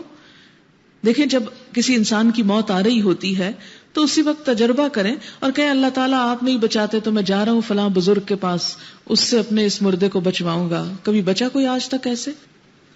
اگر ایسا ہوتا تو زمین کا نظام چل ہی نہیں سکتا تھا کہ اللہ کے حکم میں کوئی اور مداخلت شروع کر دے. پھر اگر ایسا نہیں ہو سکتا، پھر ہم کیوں بھول جاتے ہیں، کیوں اللہ کو چھوڑ کے دوسروں کے در پہ جاتے ہیں؟ اللہ ہی ہے جس نے تم کو پیدا کیا، پھر تمہیں رزق دیا، پھر وہ تمہیں موت دیتا ہے، پھر وہ تمہیں زندہ کرے گا. کیا تمہارے ٹھہرائے ہوئے شریکوں میں کوئی ایسا ہے جو ان میں سے کوئی کام کرتا ہو؟ پاک ہے وہ اور بہت بالا و برتر ہے اس شرک سے جو یہ لوگ کرتے ہیں. اب آپ بار بار دیکھ رہے ہیں کہ سب سے زیادہ جس چیز کی تردید ہوتی ہے وہ شرک ہے، کہ اللہ کے ساتھ کسی اور کو اللہ کی کسی صفت میں شریک کرنا، خواہ وہ نبی صلی اللہ علیہ وسلم ہی کیوں نہ ہو. پاک ہے وہ اور بہت بالا و برتر ہے اس شرک سے جو لوگ کرتے ہیں. خشکی اور تری میں فساد برپا ہو گیا لوگوں کے اپنے ہاتھوں کی کمائی سے، تاکہ مزہ چکھائے ان کو ان کے باز اعمال کا. یعنی اللہ نے تو سب کچھ صاف پیدا کیا تھا، لیکن لوگوں نے ہر چیز میں پولوشن ڈال دی. تو اب کیا ہے مزہ؟ خود ہی چکھ رہے ہیں. پانی پولوٹڈ ہے، ہوا پولوٹڈ ہے، ہر چیز میں ملاوٹ ہے. اللہ نے تو ملاوٹ والا دودھ نہیں دیا تھا، بھینسیں تو خالص دودھ دیتی ہیں. اللہ نے تو خالص کا انتظام کیا، ہم خود اس میں ملاوٹ کر لیتے ہیں. اللہ نے تو سبزی زمین میں خالص اگائی تھی، لیکن ہم اس کو کھاد وغیرہ ایسی ڈالتے ہیں کہ اسے اپنے لیے خود نقصان کر دیتے ہیں. اور ایک سے ایک بیماریاں ایسی جنم لے رہی ہیں کہ جس کی وجہ سے انسان اپنے ہاتھوں خود ہلاکت کا سامان کر رہا ہے. آپ دیکھیں کہ یہ جو انوائرنمنٹ کا مسئلہ ہے یہ 1400 سال پہلے قرآن میں ڈسکس ہو چکا ہے، اور ایسے طریقے بتائے گئے کہ جن پر چل کر ہم ان چیزوں سے بچ سکتے ہیں. لیکن عموماً ہم غور نہیں کرتے. اے نبی صلی اللہ علیہ وسلم ان سے کہو کہ زمین میں چل پھر کر دیکھو پہلے گزرے ہوئے لوگوں کا کیا انجام ہو چکا ہے، ان میں سے اکثر مشرک ہی تھے. کتنا شکوہ ہے اللہ تعالیٰ کا، کانا اکثرہم مشرکین. اور آج کے دور میں بھی آپ دیکھیں کہ بہت کم لوگ ہیں جن کے دل میں صرف اللہ بستا ہو، جو صرف اللہ کے لیے سب کچھ کرتے ہوں، صرف اسی کے لیے سجدہ کرتے ہوں، صرف اسی کے لیے صدقہ دیتے ہوں، صرف اسی کے لیے کوئی نیکی اور بھلائی کا کام کرتے ہوں، ورنہ ہر چیز میں کوئی دوسرا شریک ہوتا ہے. پس اے نبی صلی اللہ علیہ وسلم اپنا رخ مضبوطی کے ساتھ جما دو اس دین راست کی سمت میں، قبل اس کے کہ وہ دن آئے جس کے ٹل جانے کی کوئی صورت اللہ کی طرف سے نہیں ہے. اس دن لوگ پھٹ کر ایک دوسرے سے الگ ہو جائیں گے. جس نے کفر کیا ہے اس کے کفر کا وبال اسی پر ہے، اور جن لوگوں نے نیک عمل کیا ہے وہ اپنے ہی لیے فلاح کا راستہ صاف کر رہے ہیں، یعنی اپنی کامیابی کی راہیں تلاش کر رہے ہیں، تاکہ اللہ ایمان لانے والوں اور عمل صالح کرنے والوں کو اپنے فضل سے جزا دے. یقیناً وہ کافروں کو پسند نہیں کرتا. اس کی نشانیوں میں سے ہے کہ وہ ہوائیں بھیجتا ہے بشارت دینے کے لیے اور تمہیں اپنی رحمت سے بہرہ مند کرنے کے لیے. ہے نا دنیا ہی کی باتیں، اس غرض کے لیے کہ کشتیاں اس کے حکم سے چلیں، کیونکہ اگر ہوا نہ چلے تو کشتی نہیں چل سکتی. اور تم اس کا فضل تلاش کرو اور اس کے شکر گزار بنو. اور ہم نے تم سے پہلے رسولوں کو ان کی قوم کی طرف بھیجا اور وہ ان کے پاس روشن نشانیاں لے کر آئے. پھر جنہوں نے جرم کیا ان سے ہم نے انتقام لیا اور ہم پر یہ حق تھا کہ ہم مومنوں کی مدد کریں. اللہ ہی ہے جو ہواؤں کو بھیجتا ہے، وہ بادل اٹھاتی ہیں، پھر وہ ان بادلوں کو آسمان میں پھیلاتا ہے جس طرح چاہتا ہے اور انہیں ٹکڑیوں میں تقسیم کرتا ہے. پھر تو دیکھتا ہے کہ بارش کے قطرے بادل میں سے ٹپکے چلے آتے ہیں. یہ بارش جب وہ اپنے بندوں میں سے جن پہ چاہتا ہے برساتا ہے تو یکا یک وہ خوش و خرم ہو جاتے ہیں، حالانکہ اس کے نازل ہونے سے پہلے وہ مایوس ہو رہے تھے. دیکھو اللہ کی رحمت کے اثرات کہ مردہ پڑی ہوئی زمین کو وہ کس طرح جلا اٹھاتا ہے. یقیناً وہ مردوں کو زندگی بخشنے والا ہے اور وہ ہر چیز پر قادر ہے. اگر ہم ایک ایسی ہوا بھیج دیں جس کے اثر سے وہ اپنی کھیتی کو زرد پائیں تو وہ کفر کرتے رہ جاتے ہیں. اے نبی صلی اللہ علیہ وسلم فَإِنَّكَ لَا تُسْمِعُ الْمَوْتَى، تم مردوں کو نہیں سنا سکتے. اس بات پر بہت سے لوگ خفا ہوتے ہیں کہ کیوں کہتی ہیں آپ کے مردے نہیں سنتے. میں اپنے پاس سے نہیں کہتی، یہ قرآن بتاتا ہے. اللہ تعالیٰ بتا رہے ہیں کس کو؟ نبی صلی اللہ علیہ وسلم کو، کہ آپ مردوں کو نہیں سنا سکتے. اور یہ حقیقت ہے کہ جو مر جاتا ہے، دیکھیں سوئے ہوئے ہم سنتے ہیں کچھ، جب تک ہم جاگ نہ اٹھے. نیند کیسے آتی ہے؟ سب سے پہلے کون سی حس کام کرنا چھوڑتی ہے؟ سننا چھوڑتے ہیں تو نیند آتی. جب تک شور آتا رہتا ہم سو نہیں سکتے. تو موت کیا ہے؟ نیند کی بہن، نیند سے ملتی جلتی چیز. اگر کوئی سویا شخص نہیں جانتا کہ پاس سے کون گزرا، کس نے کیا بات کی، فَإِنَّكَ لَا تُسْمِعُ الْمَوْتَى، آپ مردوں کو نہیں سنا سکتے. وَلَا تُسْمِعُ الصُّمَّ الدُّعَاءَ إِذَا وَلَّوْا مُدْبِرِينَ، نہ ان بہروں کو اپنی پکار سنا سکتے ہو جو پیٹ پھیرے چلے جا رہے ہوں. اور نہ تم اندھوں کو ان کی گمراہی سے نکال کر راہ راست دکھا سکتے ہو. تم تو صرف انہی کو سنا سکتے ہو جو ہماری آیات پر ایمان لاتے ہیں اور سر تسلیم خم کر دیتے ہیں.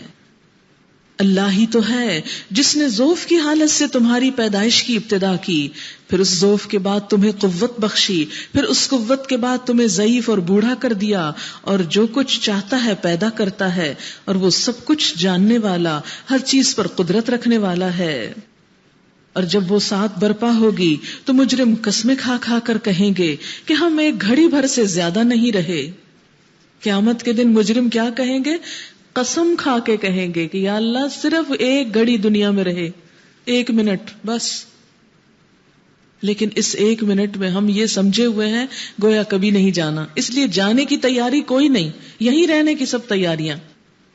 مجرم قسمیں کھا کھا کر کہیں گے کہ ہم ایک گھڑی بھر سے زیادہ نہیں رہے. اسی طرح وہ دنیا کی زندگی میں دھوکہ کھایا کرتے تھے، جیسے انہیں اپنی زندگی کا دھوکہ تھا، ایسے ہی اور بہت سی چیزوں کا دھوکہ کھائے رہے تھے.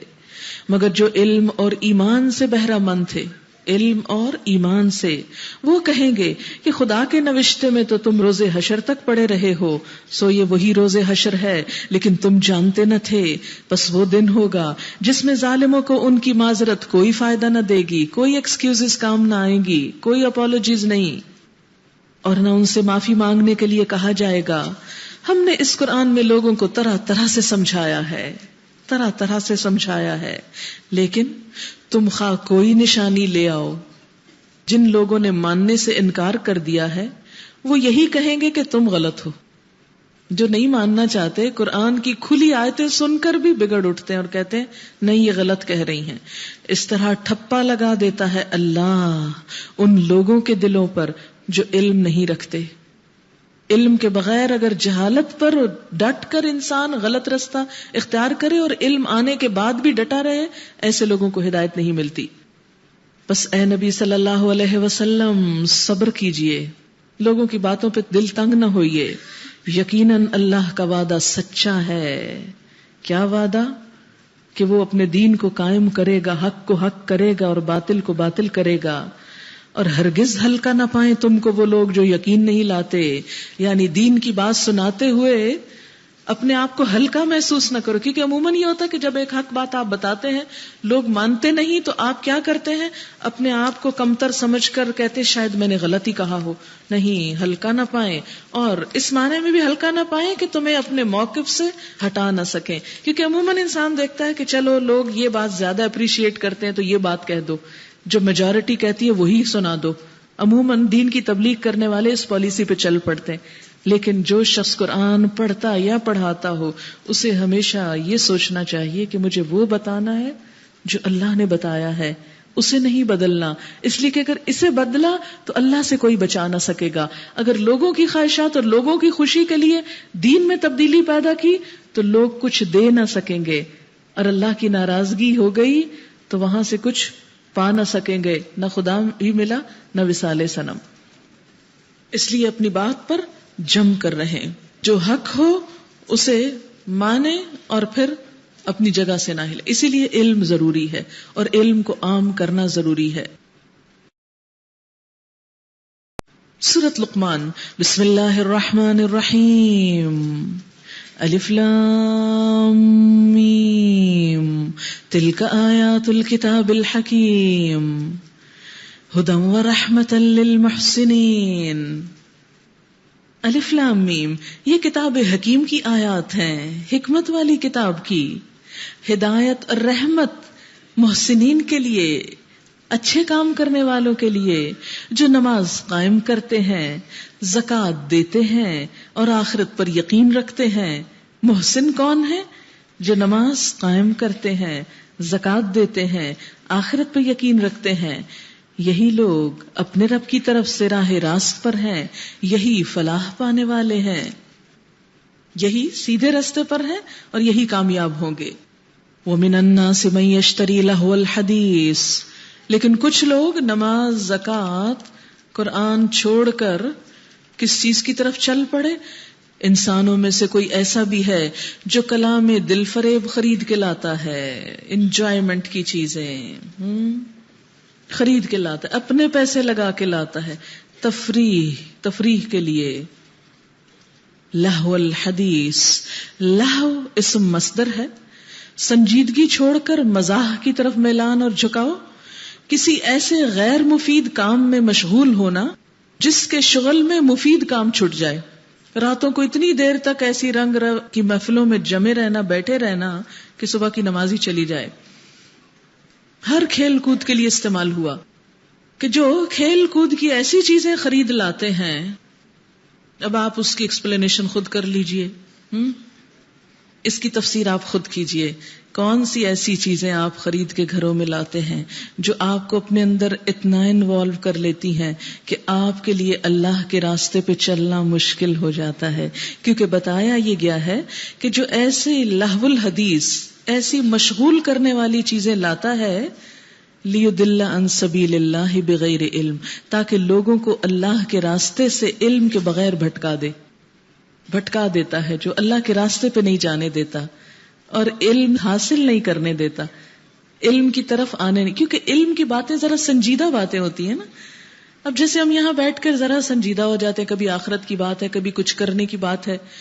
اس کی بجائے اگر یہاں آپ کو غزل سنائی جاتی تو ظاہر ہے سب انجوائے کرتے خوب اور کوئی تھکتے بور نہ ہوتے. الحمدللہ اب بھی نہیں ہوتے، لیکن عموماً لوگوں کا کیا ہوتا کہ اچھا 2 گھنٹے بیٹھیں گے قرآن ہی قرآن سنے گا، نہیں بڑا مشکل ہے. لیکن ہزاروں روپے کے ٹکٹ دے کر دور دراز کے علاقوں میں سفر کر کے ایسے کاموں کے لیے چلے جاتے ہیں جہاں شغل میلہ انجوائمنٹ ہوتی. نہ پیسے ضائع کرنے پہ کوئی دکھ ہے، نہ وقت لگنے پہ، نہ سفر کرنے پہ کچھ بھی پریشانی نہیں. سب کچھ جھونک رہے ہیں جسٹ فار انجوائمنٹ. کچھ وقت کٹ جائے، کچھ خوشی مل جائے.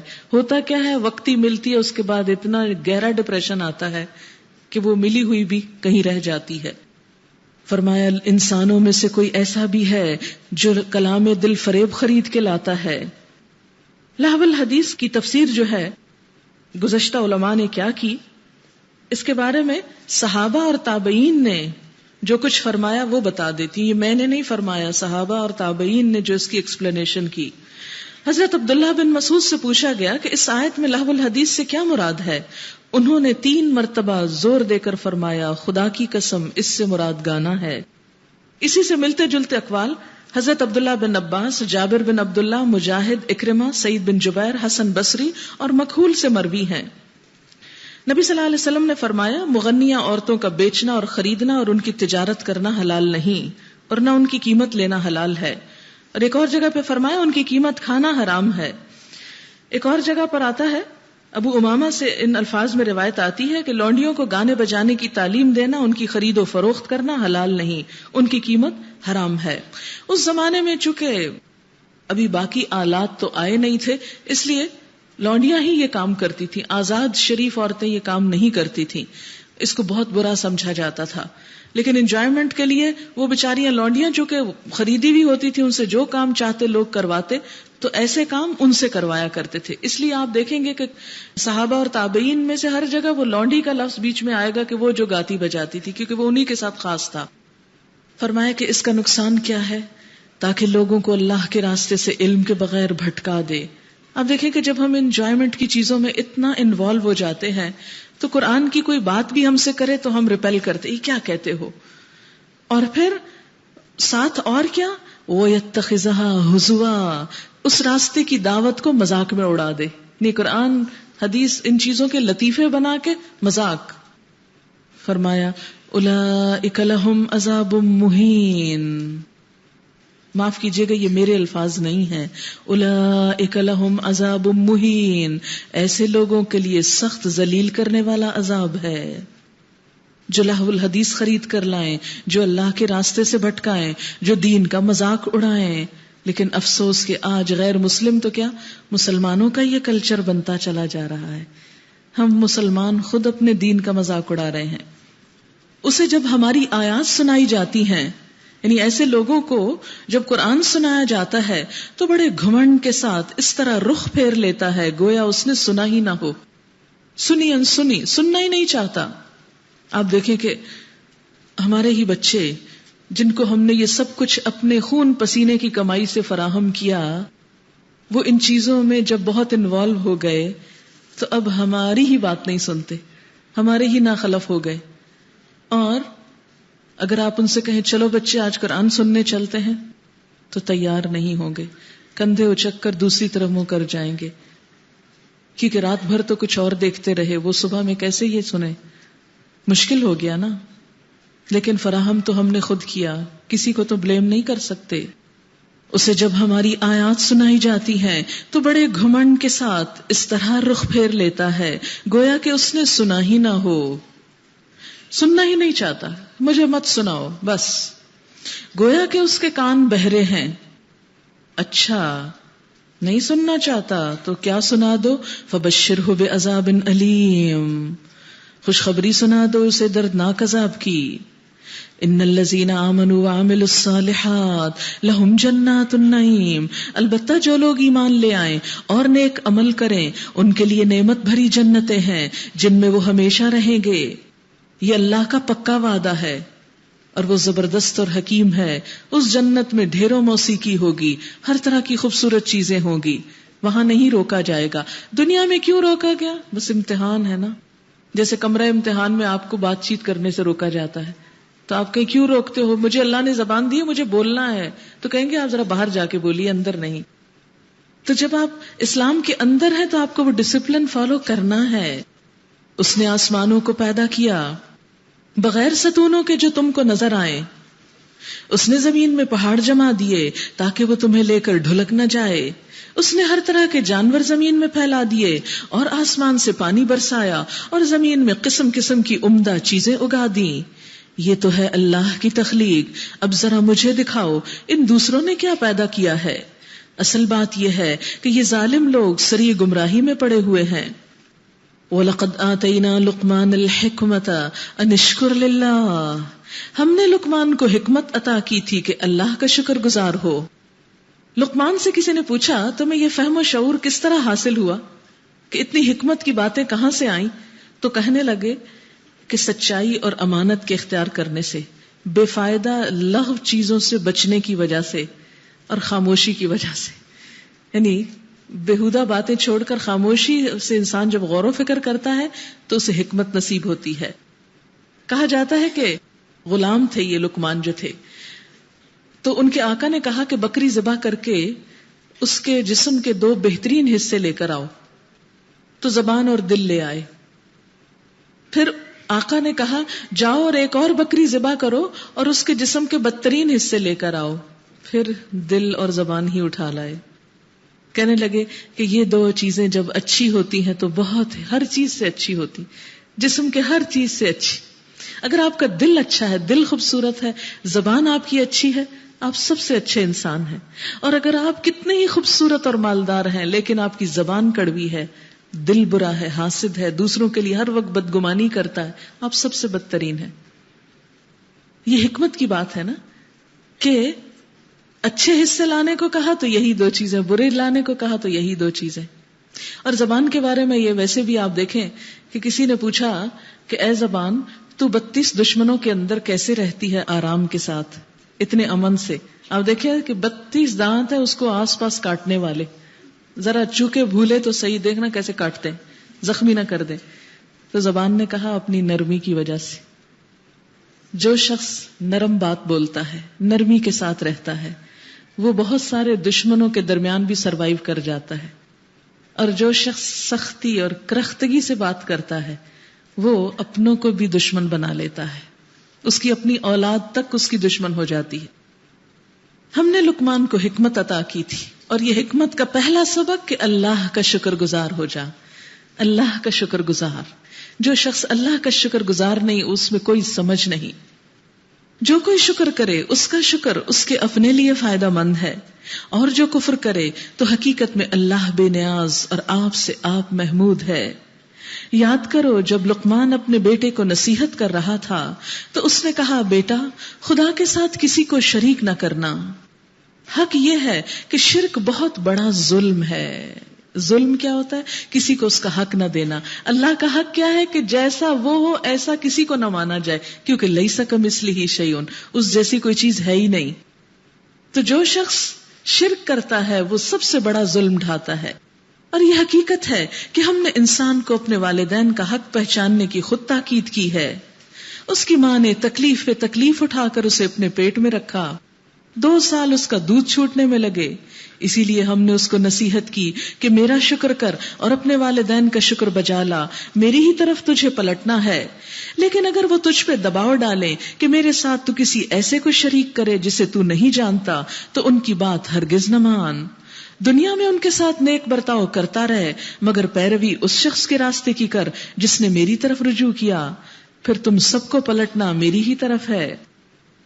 اس وقت میں تمہیں بتا دوں گا کہ تم کیسے عمل کرتے رہے ہو. یا بنیا، اے میرے بچے، اے میرے بچے، کوئی چیز رائی کے دانے برابر بھی ہو، چھوٹی سی رائی کا دانہ سب سے چھوٹا ہوتا ہے، اور کسی چٹان میں یا آسمانوں یا زمین میں کہیں چھپی ہوئی ہو، اللہ اسے نکال لائے گا. یہ کیوں کہا بچے کو کہ بچے مجھ سے چھپ کے نہیں غلط کام کرنا، کہ باپ نہیں دیکھ رہا تو جو مرضی کرو، عیش آزادی ہو گئی. عموماً یہ ہوتا ہے نا، ماں باپ جب گھر سے جاتے ہیں تو بچے فوراً غلط سے غلط کام شروع کر دیتے ہیں، کیونکہ ہم بچوں کے اندر یہ تمیز نہیں ڈالتے کہ ہمارے ڈر سے نہیں، اللہ کے ڈر سے. خود آنکھیں کم نکالا کریں اور خود مت دھمکایا کریں. ہر بات میں یہی بتایا کریں کہ آپ کو اللہ تعالیٰ پوچھیں گے اور اللہ نے جواب لینا ہے. اللہ کو خوش کریں. کوئی کام کروائے تو کہ اللہ کی خوشی کے لیے کریں. مجھے اپنے بچے کے لیے بہت مفید چیز ثابت ہوئی، وہ آپ کو بھی اس لیے بتا دیتی ہوں کہ آپ کو بھی فائدہ ہو، کہ سب سے آسان طریقہ یہ رہا کہ جب بتایا کہ نبی صلی اللہ علیہ وسلم ایسے کرتے تھے، پہلے نبی صلی اللہ علیہ وسلم کی خوب تعریفیں، محبتیں، پھر اس کے بعد ہر کام ایک آئیڈیل بنا دیا نا. تو ہمارے بچوں کے عموماً آئیڈیل تو پلیئرز، کرکٹرز اور فلم سٹارز وغیرہ ہوتے ہیں. تو پھر ہر کام وہ ان کی طرح کرتے، یا کارٹون کے وہ جو مکی ماؤس اور پتہ نہیں کون کون، مجھے تو نام بھی نہیں آتے سب کے، وہ ان کے آئیڈیلز ہوتے ہیں، سپرمین وغیرہ. تو جو کچھ کرتے ہیں پھر انہی کے پیچھے. آپ نے بھی پڑھا ہوگا بعض بچوں نے سپرمین کی نقالی میں چھتوں سے چھلانگیں لگا کے جان دی. تو جو آئیڈیل ہوتا ہے انسان آٹومیٹیکلی اس کو فالو کرتا ہے. تو بچوں کو حضور صلی اللہ علیہ وسلم کا آئیڈیل رکھیے ان کے دلوں میں.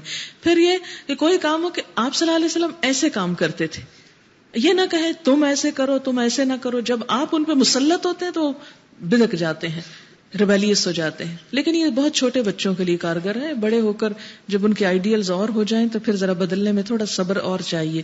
یہ بالکل ایسے ہی ہے نا کہ جب ایک نیا پودا نکلتا ہے نا تو اس کی شاخ اتنی نرم ہوتی ہے، آپ چاہیں تو ادھر لٹا دیں اس کو، چاہیں تو ادھر کر دیں.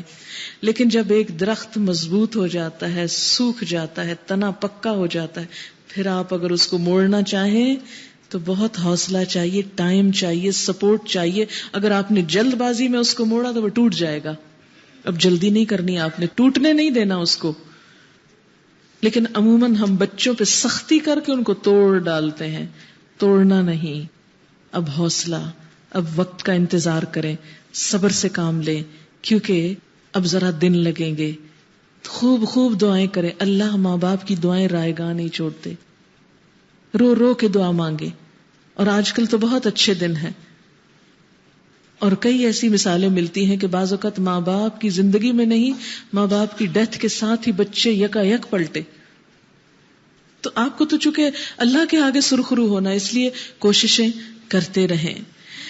تو یہ بچے کی تربیت میں بڑی اہم بات بتائی گئی. بچے کوئی چیز رائی کے دانے برابر بھی ہو، کسی چٹان میں یا آسمانوں میں یا زمین میں چھپی، اللہ اسے نکال لائے گا. اس لیے کہیں چھپ کے بھی غلط کام نہیں کرنا، میری نظروں سے اوجھل بھی غلط کام نہیں.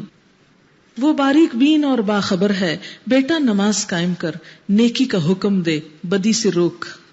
یہ بچوں کو جو تربیت دینی ہے اس میں یہ عنصر شامل ہے. اس سے آپ اندازہ لگائیں امر بالمعروف اور نہی عن المنکر کتنا اہم ہے، کہ اپنے بچوں کو بھی اس کی ٹریننگ دینی ہے کہ وہ بھی بڑے ہو کر اچھائیوں کو عام کرنے والے اور برائیوں سے روکنے والے بنے. جو مصیبت بھی پڑے اس پہ صبر کر. کیونکہ یہ بات جب ہم بچوں کو نہیں سکھاتے، مثلا بچوں کی پھر شادی ہوتی ہے، ذرا سی سسرال سے کوئی انبن ہوئی، میاں نے سختی کی، بس گھر واپس آ گئے، ہم نہیں جا سکتے وہاں، ہم یہ برداشت نہیں کر سکتے. نہیں، جو مصیبت بھی پڑے صبر کر. صبر سکھانا ہے ساتھ کہ برداشت کرو اس کو، یہ زندگی کا حصہ ہے. لیکن عموماً تکلیف تھوڑی ہوتی ہے، مائیں مبالغہ آرائی سے اسے بڑھا کے بچیوں کو سینے لگا لیتی ہیں اور ان کے گھر برباد کر ڈالتی ہیں. اس لیے ان معاملات میں حکمت کی ضرورت ہے. بات یہ ہے کہ ہم ماں تو بن جاتے ہیں لیکن ماں بننے کی ٹریننگ نہیں لیتے، اس لیے پھر ہمارے ہاتھوں نسلیں بگڑ جاتی. اب جو الہدا کا کورس ہے اس میں ہماری ایک کوشش یہ بھی ہوتی ہے کہ بچیوں کو آئندہ اچھی مائیں بننے کی ٹریننگ دی جائے، کیونکہ عورت کا یہ رول تو کہیں ختم ہو ہی نہیں سکتا. خواہ کیسی بھی کوئی ماں ہو، ماں ہے، اسے ماں بننا آنا چاہیے. ہمارے کورسز میں بچیاں اتنا کچھ پڑھ جاتی ہیں، پی ایچ ڈی کر جاتی ہیں، مگر ان کو یہ نہیں پتا چلتا کہ ایک اچھی بیوی، اچھی ماں کیسے بننا ہے، اچھی بہو کیسے بننا ہے. یہ ہمارے کورس کا حصہ ہی نہیں، حالانکہ ہماری زندگی کا سب سے بڑا حصہ ہے. کتنے افسوس کے ساتھ یہ کہنا پڑتا ہے. اب بعض ممالک میں، ملائیشیا میں یہ چیز شروع ہوئی کہ وہاں ایک کورس کرایا جاتا ہے یونیورسٹی اسٹوڈنٹس کو، کہ جس میں اچھی بیوی بننے کی ٹریننگ دی جاتی ہے، ایسے ٹپس سکھائے جاتے ہیں. لیکن ویسے قرآن کے ساتھ ساتھ یہ باتیں چلتی رہتی ہیں. یہ وہ باتیں ہیں جن کی بڑی تاکید کی گئی ہے. یعنی یہ جو اوپر لقمان نے نصیحتیں کی تھی، یہ بڑے اہم زندگی کے حصے ہیں، انہیں فراموش نہیں کیا جا سکتا. لوگوں سے منہ پھیر کے بات نہ کر، بے رخی سے بات نہ کر. نہ زمین میں اکڑ کر چال کی اصلاح. اللہ کسی خود پسند فخر جتانے والے شخص کو پسند نہیں کرتا، یعنی اکڑنے بگڑنے والے کو اللہ پسند نہیں کرتا. ذرا سوچیں کہ اگر اللہ ہی پسند نہ کرے تو ہم کس کی پسند کے رہے؟ پھر کیا قیمت ہے پھر ہماری اگر خالق کا کائنات کی نظر میں ہم پسندیدہ نہ ہوں. اپنی چال میں اعتدال اختیار کر اور اپنی آواز ذرا پست رکھ، والیوم لو رکھیں، کیونکہ عموماً ہم چیخ چلا کے بولتے ہیں، شرل کے ساتھ. سب آوازوں سے زیادہ بری آواز گدھوں کی آواز ہوتی ہے. عموماً جب گدھے کی بات سنتے ہیں تو وہ اس وقت یہ یاد نہیں ہوتا، جب یہ پڑھتے ہیں تو گدھا یاد نہیں ہوتا. تو کبھی گدھے کی آواز سنیں تو غور کیجئے کہ کیا برائی ہے اس کی آواز میں کہ اللہ تعالیٰ ہمیں منع کر رہے ہیں. تو اپنی آواز پست رکھ. آواز پست رکھنے کا مطلب یہ نہیں کہ ہم اس طرح من بولیں کہ کسی کو سمجھ نہ آئے. اس کا مطلب یہ ہے کہ ہم بات کریں لیکن ایسی آواز نہ جو ابھی آئی ہے، کیونکہ یہ تو بچہ ہے نا، بچے کو کیا پتا. تو بچے اور بڑے میں فرق ہونا چاہیے. چیخنا چلانا چھوڑ دینا چاہیے. کیا تم لوگ دیکھتے نہیں کہ اللہ نے زمین اور آسمانوں کی ساری چیزیں تمہارے لیے مسخر کی ہیں؟ اللہ کی نعمتوں کا شکر کرو، سب کچھ تمہیں دیا، پھر کیوں چیختے چلاتے ہو؟ اور اپنی کھلی اور چھپی ساری نعمتیں تم پر تمام کر دیں. اس پر حال یہ ہے کہ انسانوں میں سے کچھ لوگ ہیں جو اللہ کے بارے میں جھگڑتے ہیں بغیر اس کے کہ ان کے پاس کوئی علم ہو یا ہدایت یا کوئی روشنی دکھانے والی کتاب. اور جب ان سے کہا جاتا ہے کہ پیروی کرو اس چیز کی جو اللہ نے نازل کی ہے تو کہتے ہیں کہ ہم تو اس چیز کی پیروی کریں گے جس پر ہم نے اپنے باپ دادا کو پایا، ہم ان کا دین چھوڑ دیں اور اس کی بات مان لیں.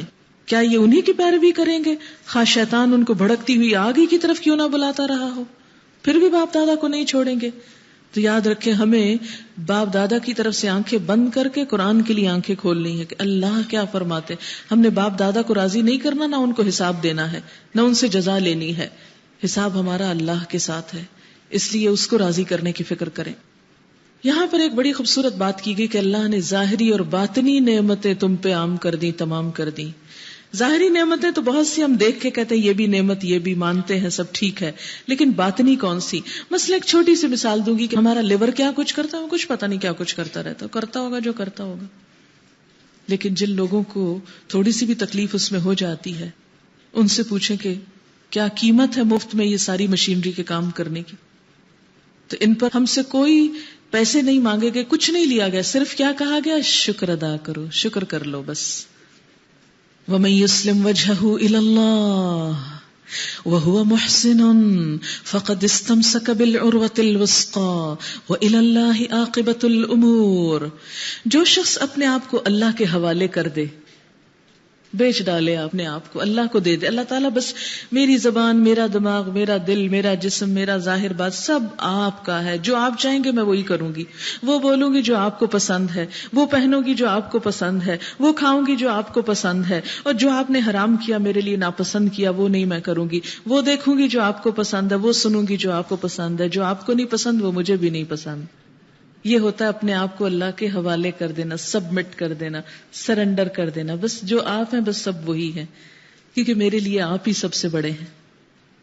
فرمایا جو اپنے آپ کو اللہ کے حوالے کر دے، اللہ کو دے ڈالے، اللہ میں بک گیا بس، اور عملاً وہ نیک ہو، اس نے فی الواقع ایک بھروسے کے قابل سہارا تھام لیا، اس نے کوئی نقصان کا سودا نہیں کیا، بڑا زبردست انویسٹمنٹ کی، اور سارے معاملات کا آخری فیصلہ اللہ ہی کے ہاتھ میں ہے.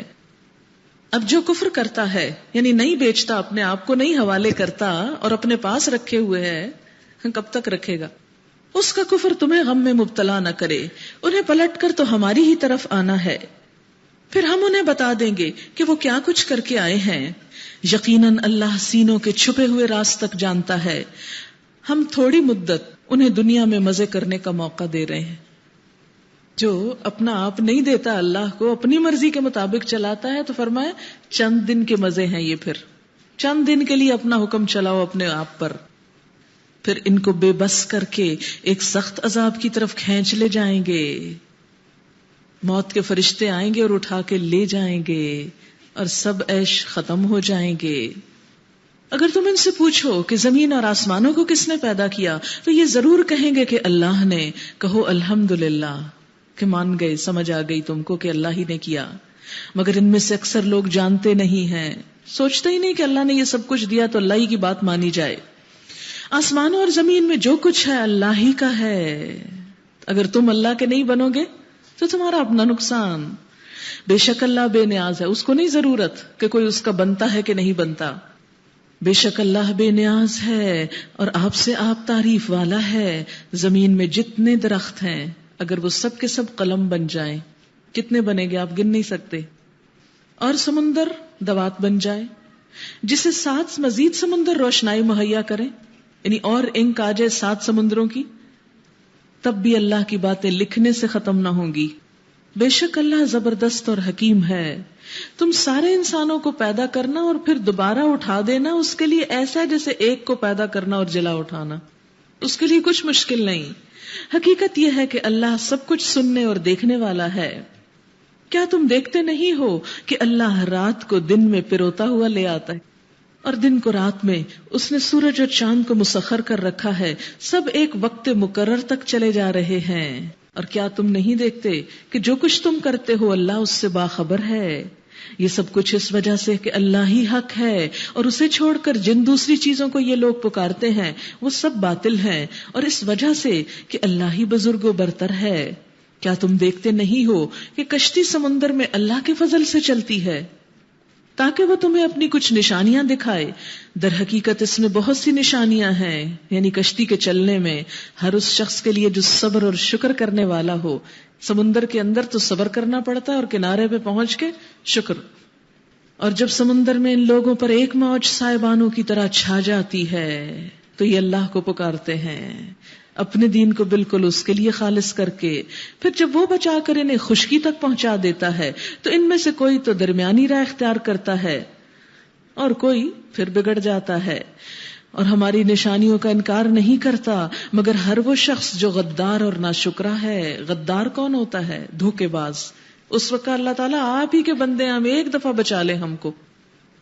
یا ایھا الناس اتقوا ربکم واخشوا یوما لا یجزی والد عن ولدہ ولا مولود هو جاز عن والدہ شیئا۔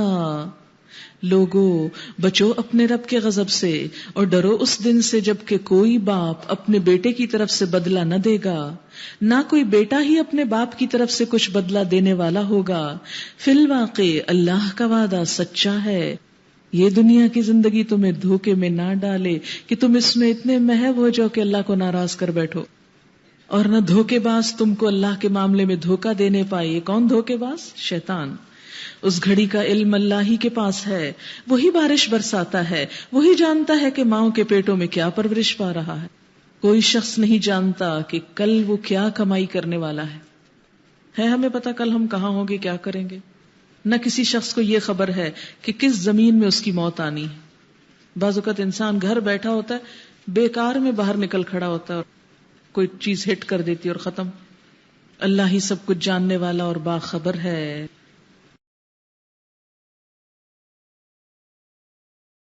سورۃ السجدہ۔ بسم اللہ الرحمن الرحیم۔ الف لام میم۔ تنزیل الکتاب لا ریب فیہ من رب العالمین۔ الف لام میم، اس کتاب کی تنزیل بلا شبہ اللہ رب العالمین کی طرف سے ہے، یعنی لوگوں اس یقین کے ساتھ اس کو پڑھو اور سنو کہ یہ اللہ کی کتاب ہے۔ کیا یہ لوگ کہتے ہیں کہ اس شخص نے اسے خود گھڑ لیا ہے؟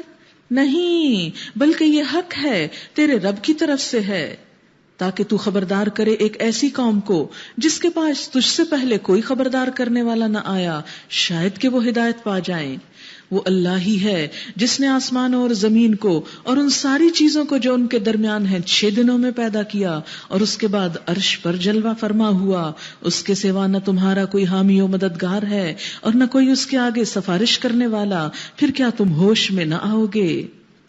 وہ آسمان سے زمین تک دنیا کے تمام معاملات کی تدبیر کرتا ہے، اور اس تدبیر کی روداد اوپر اس کے حضور جاتی ہے ایک ایسے دن میں جس کی مقدار تمہارے شمار سے 1000 سال کی ہے۔ وہی ہے ہر پوشیدہ اور ظاہر کا جاننے والا، زبردست اور رحیم۔ جو چیز بھی اس نے بنائی خوب بنائی، بہت اچھی بنائی۔ اگر آپ کی نگاہ ہو تو ہر اللہ کی بنائی ہوئی نیچرل چیز پہ آپ کے دل میں اللہ کی محبت ٹھاٹے مارنے لگے. اس نے انسان کی تخلیق کی ابتدا گارے سے کی، پھر اس کی نسل ایک ایسی ست سے چلائی جو حقیر پانی کی طرح کا ہے، پھر اس کو نک سک سے درست کیا اور اس کے اندر اپنی روح پھونک دی، اور تم کو کان دیے، آنکھیں دی، دل دیے. قلیلا ما تشکرون، کتنا کم شکر گزار ہوتے. اور یہ لوگ کہتے ہیں جب ہم مٹی میں رل مل چکے ہوں گے تو کیا ہم پھر نئے سرے سے پیدا کیے جائیں گے؟ اصل بات یہ ہے کہ یہ اپنے رب کی ملاقات کے منکر ہیں. ان سے کہو موت کا وہ فرشتہ جو تم پہ مقرر کیا گیا ہے، ہر ایک کے لیے مقرر ہے ایک، تم کو پورے کا پورا اپنے قبضے میں لے لے گا، پھر تم اپنے رب کی طرف لے آئے جاؤ گے. کاش تم دیکھو وہ وقت جب یہ مجرم سر جھکائے اپنے رب کے حضور کھڑے ہوں گے. اس وقت یہ کہہ رہے ہوں گے اے ہمارے رب، ہم نے خوب دیکھ لیا اور سن لیا، اب ہمیں واپس بھیج دے تاکہ ہم نیک عمل کریں، ہمیں اب یقین آ گیا. جواب میں ارشاد ہوگا اگر ہم چاہتے تو پہلے ہی ہر نفس کو اس کی ہدایت دے دیتے، مگر میری وہ بات پوری ہو گئی جو میں نے کہی تھی کہ میں جہنم کو جنوں اور انسانوں سب سے بھر دوں گا. یعنی اگر نہیں مانیں گے سب کو بھر دوں گا، ڈال دوں گا. جہاں اللہ بہت غفور الرحیم ہے وہاں اس کی ناراضگی بھی بڑی سخت چیز ہے، اس لیے بلا وجہ اس کو ناراض نہیں کرنا چاہیے جان بوجھ کے. بس چکھو اب مزہ اپنی اس حرکت کا کہ تم نے اس دن کی ملاقات کو بھلا دیا، ہم نے بھی تمہیں اب بھلا دیا. چکھو ہمیشگی کے عذاب کا مزہ اپنے کرتوتوں کی پاداش میں. ہماری آیات پر تو وہ لوگ ایمان لاتے ہیں جنہیں یہ آیات سنا کر جب نصیحت کی جاتی ہے تو سجدے میں گر پڑتے ہیں، یعنی جھک جاتے ہیں. اللہ تعالیٰ سن لیا، آج کے بعد ہم یہ نہیں کریں گے، ہم مان گئے. اور اپنے رب کی حمد کے ساتھ اس کی تسبیح کرتے ہیں اور تکبر نہیں کرتے. ان کی پیٹھیں بستروں سے الگ رہتی ہیں، ہر وقت سوئے اور لیٹے نہیں رہتے. اپنے رب کو خوف اور طمع کے ساتھ پکارتے ہیں، یعنی خوف بھی ہوتا ہے، امید بھی ہوتی ہے. اور جو کچھ رزق ہم نے انہیں دیا ہے اس میں سے خرچ کرتے ہیں. پھر جیسا کچھ آنکھوں کی ٹھنڈک کا سامان ان کے اعمال کی جزا میں ان کے لیے چھپا کر رکھا گیا ہے، اس کی کسی شخص کو خبر نہیں. کل بھی بات ہوئی تھی نا کہ اللہ تعالیٰ نے اتنی خوبصورت چیزیں بنائی ہیں کہ کسی کو دیکھنے بھی نہیں دی کہ میرا بندہ دیکھے گا.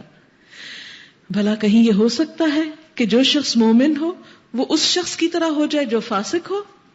مومن اور فاسق اللہ کے نافرمان ایک جیسے نہیں ہوتے، ان کے حال حلیے، بول چال، چال ڈھال، ہر چیز مختلف ہوتی ہے. یہ دونوں برابر نہیں ہو سکتے. لا یستوون، تو انجام کیسے برابر ہو سکتا ہے؟ جو لوگ ایمان لائے اور جنہوں نے نیک عمل کیے ان کے لیے تو جنتوں کی قیام گاہیں ہیں ضیافت کے طور پر ان کے اعمال کے بدلے میں، اور جنہوں نے فسق اختیار کیا ان کا ٹھکانہ دوزخ ہے.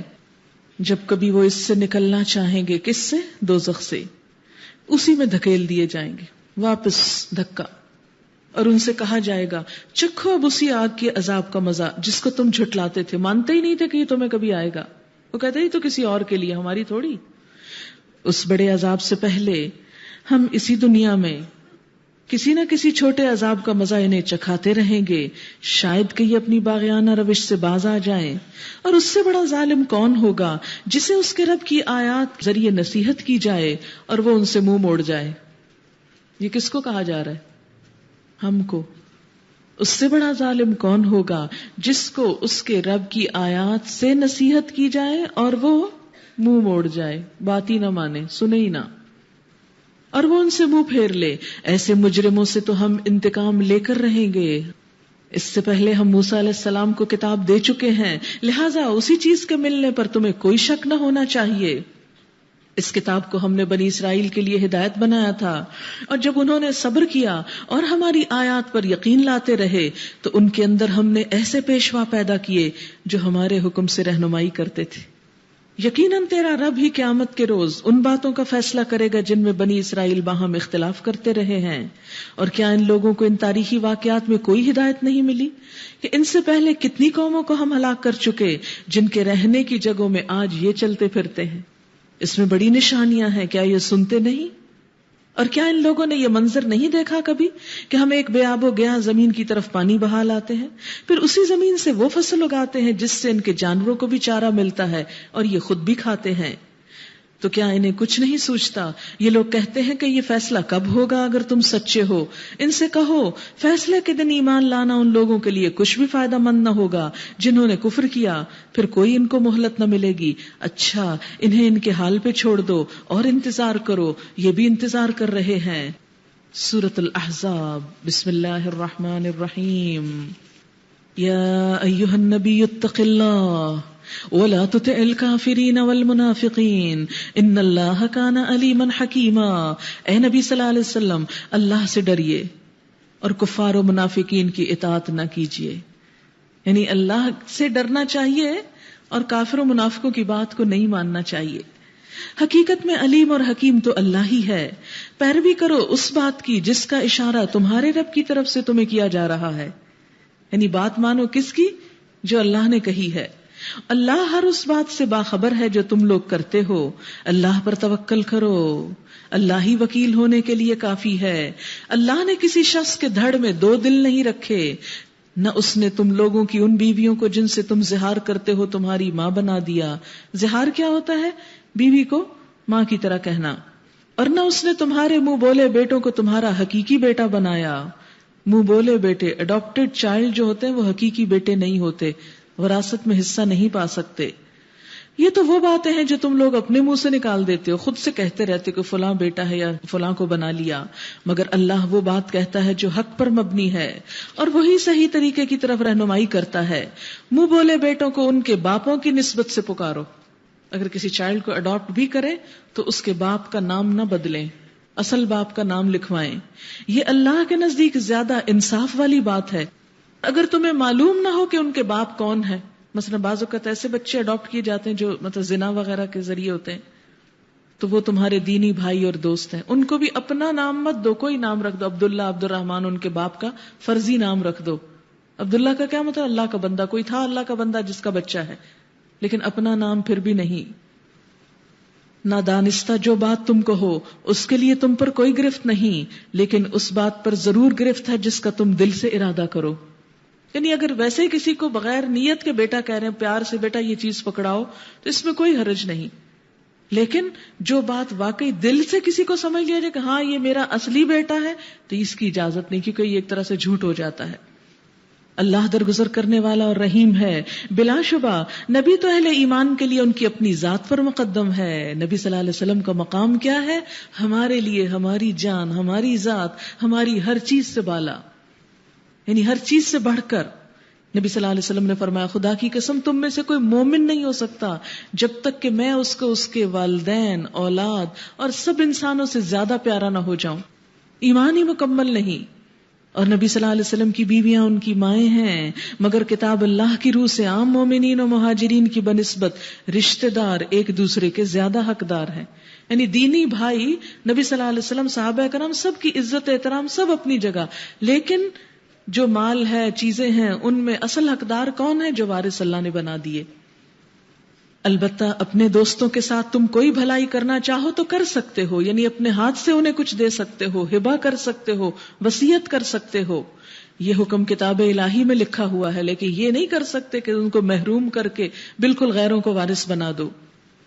اور اے نبی صلی اللہ علیہ وسلم یاد رکھو اس عہد و پیمان کو جو ہم نے سب پیغمبروں سے لیا، تم سے بھی اور نوح علیہ السلام اور ابراہیم اور موسیٰ اور عیسیٰ ابن مریم علیہم السلام اجمعین سے بھی، سب سے ہم پکا وعدہ لے چکے، تاکہ سچے لوگوں سے ان کا رب ان کی سچائی کے بارے میں سوال کرے، اور کافروں کے لیے تو اس نے دردناک عذاب مہیا کر رکھا ہے۔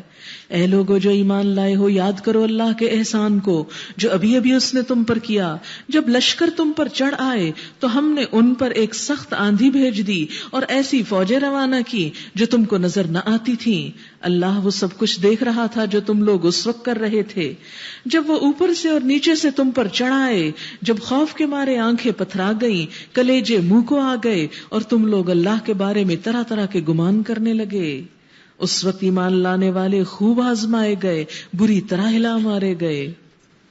مسلمان کی زندگی میں جہاں جنگ بدر ہوتی ہے وہاں احزاب بھی ہوتی ہے، کہ جب سخت خوف و ہراس کا عالم ہو جاتا ہے دین کے معاملات میں، ایسے موقع پہ صبر کی ضرورت ہے۔ یہاں جنگ احزاب کی طرف اشارہ ہے، جب پورا عرب چڑھ دوڑا تھا مسلمانوں کو ختم کرنے کے لیے، اور اس وقت آپ صلی اللہ علیہ وسلم نے دفاع کے لیے خندق کھودی تھی جس کی وجہ سے وہ آگے ہی نہ آ سکے. یاد کرو وہ وقت جب منافقین اور وہ سب لوگ جن کے دلوں میں روگ تھا صاف صاف کہہ رہے تھے اللہ اور اس کے رسول نے جو وعدے ہم سے کیے تھے وہ دھوکے کے سوا کچھ نہ تھے. دیکھیں کہ لوگ تو اللہ رسول کو نہیں چھوڑتے. اگر کسی وقت آپ کو دین کی وجہ سے کوئی ایسا تانا سننا پڑے دین کی خاطر تو سن جائیے اور پرواہ نہ کیجیے. جب ان میں سے ایک گروہ نے کہا کہ اے یثرب کے لوگو تمہارے لیے اب ٹھہرنے کا کوئی موقع نہیں، پلٹ چلو. جب ان کا ایک فریق یہ کہہ کر نبی صلی اللہ علیہ وسلم سے اجازت لے رہا تھا ہمارے گھر خطرے میں ہیں، حالانکہ وہ خطرے میں نہ تھے، دراصل وہ محاذ جنگ سے بھاگنا چاہتے تھے. اگر شہر کے اطراف سے دشمن گھس آئے ہوتے اور اس وقت انہیں فتنے کی طرف دعوت دی جاتی تو یہ اس میں جا پڑتے اور مشکل ہی سے انہیں شریک فتنہ ہونے میں کوئی تعامل ہوتا. ان لوگوں نے اس سے پہلے اللہ سے عہد کیا تھا کہ یہ پیٹھ نہ پھیریں گے، اور اللہ سے کیے ہوئے عہد کی باس پرس تو ہونی تھی. اے نبی صلی اللہ علیہ وسلم ان سے کہو اگر تم موت یا قتل سے بھاگو تو یہ بھاگنا تمہارے لیے کچھ بھی نفع بخش نہ ہوگا، اس کے بعد زندگی کے مزے لوٹنے کا تھوڑا ہی موقع تمہیں مل سکے گا. ان سے کہو کون ہے جو تمہیں اللہ سے بچا سکتا ہو اگر وہ تمہیں نقصان پہنچانا چاہے، اور کون اس کی رحمت کو روک سکتا ہے اگر وہ تم پر مہربانی کرنا چاہے. اللہ کے مقابلے میں تو یہ لوگ کوئی حامی و مددگار نہیں پا سکتے ہیں. اللہ تم میں سے ان لوگوں کو خوب جانتا ہے جو جنگ کے کام میں رکاوٹیں ڈالنے والے ہیں، جو اپنے بھائیوں سے کہتے ہیں کہ آؤ ہماری طرف، جو لڑائی میں حصہ لیتے بھی ہیں تو بس نام گنانے کو، جو تمہارا ساتھ دینے میں سخت بخیل ہیں. خطرے کا وقت آ جائے تو اس طرح دیدے پھرا پھرا کر تمہاری طرف دیکھتے ہیں جیسے کسی مرنے والے پر غشی طاری ہو رہی ہو، مگر جب خطرہ گزر جاتا ہے تو یہی لوگ فائدوں کے حریص بن کر کینچی کی طرح چلتی ہوئی زبانیں لیے تمہارے استقبال کو آ جاتے ہیں. یہ لوگ ہرگز ایمان نہیں لائے، اسی لیے اللہ نے ان کے سارے اعمال ضائع کر دیے، اور ایسا کرنا اللہ کے لیے بہت آسان ہے. یہ سمجھ رہے ہیں کہ حملہ آور گروہ ابھی گئے نہیں ہیں، اگر وہ پھر حملہ آور ہو جائیں تو ان کا جی چاہتا ہے کہ اس موقع پر یہ کہیں صحرا میں بدوؤں کے درمیان جا بیٹھیں، وہیں سے تمہارے حالات پوچھتے رہیں. تاہم اگر یہ تمہارے درمیان رہے بھی تو لڑائی میں کم ہی حصہ لیں گے. در حقیقت تم لوگوں کے لیے اللہ کے رسول صلی اللہ علیہ وسلم میں ایک بہترین نمونہ تھا.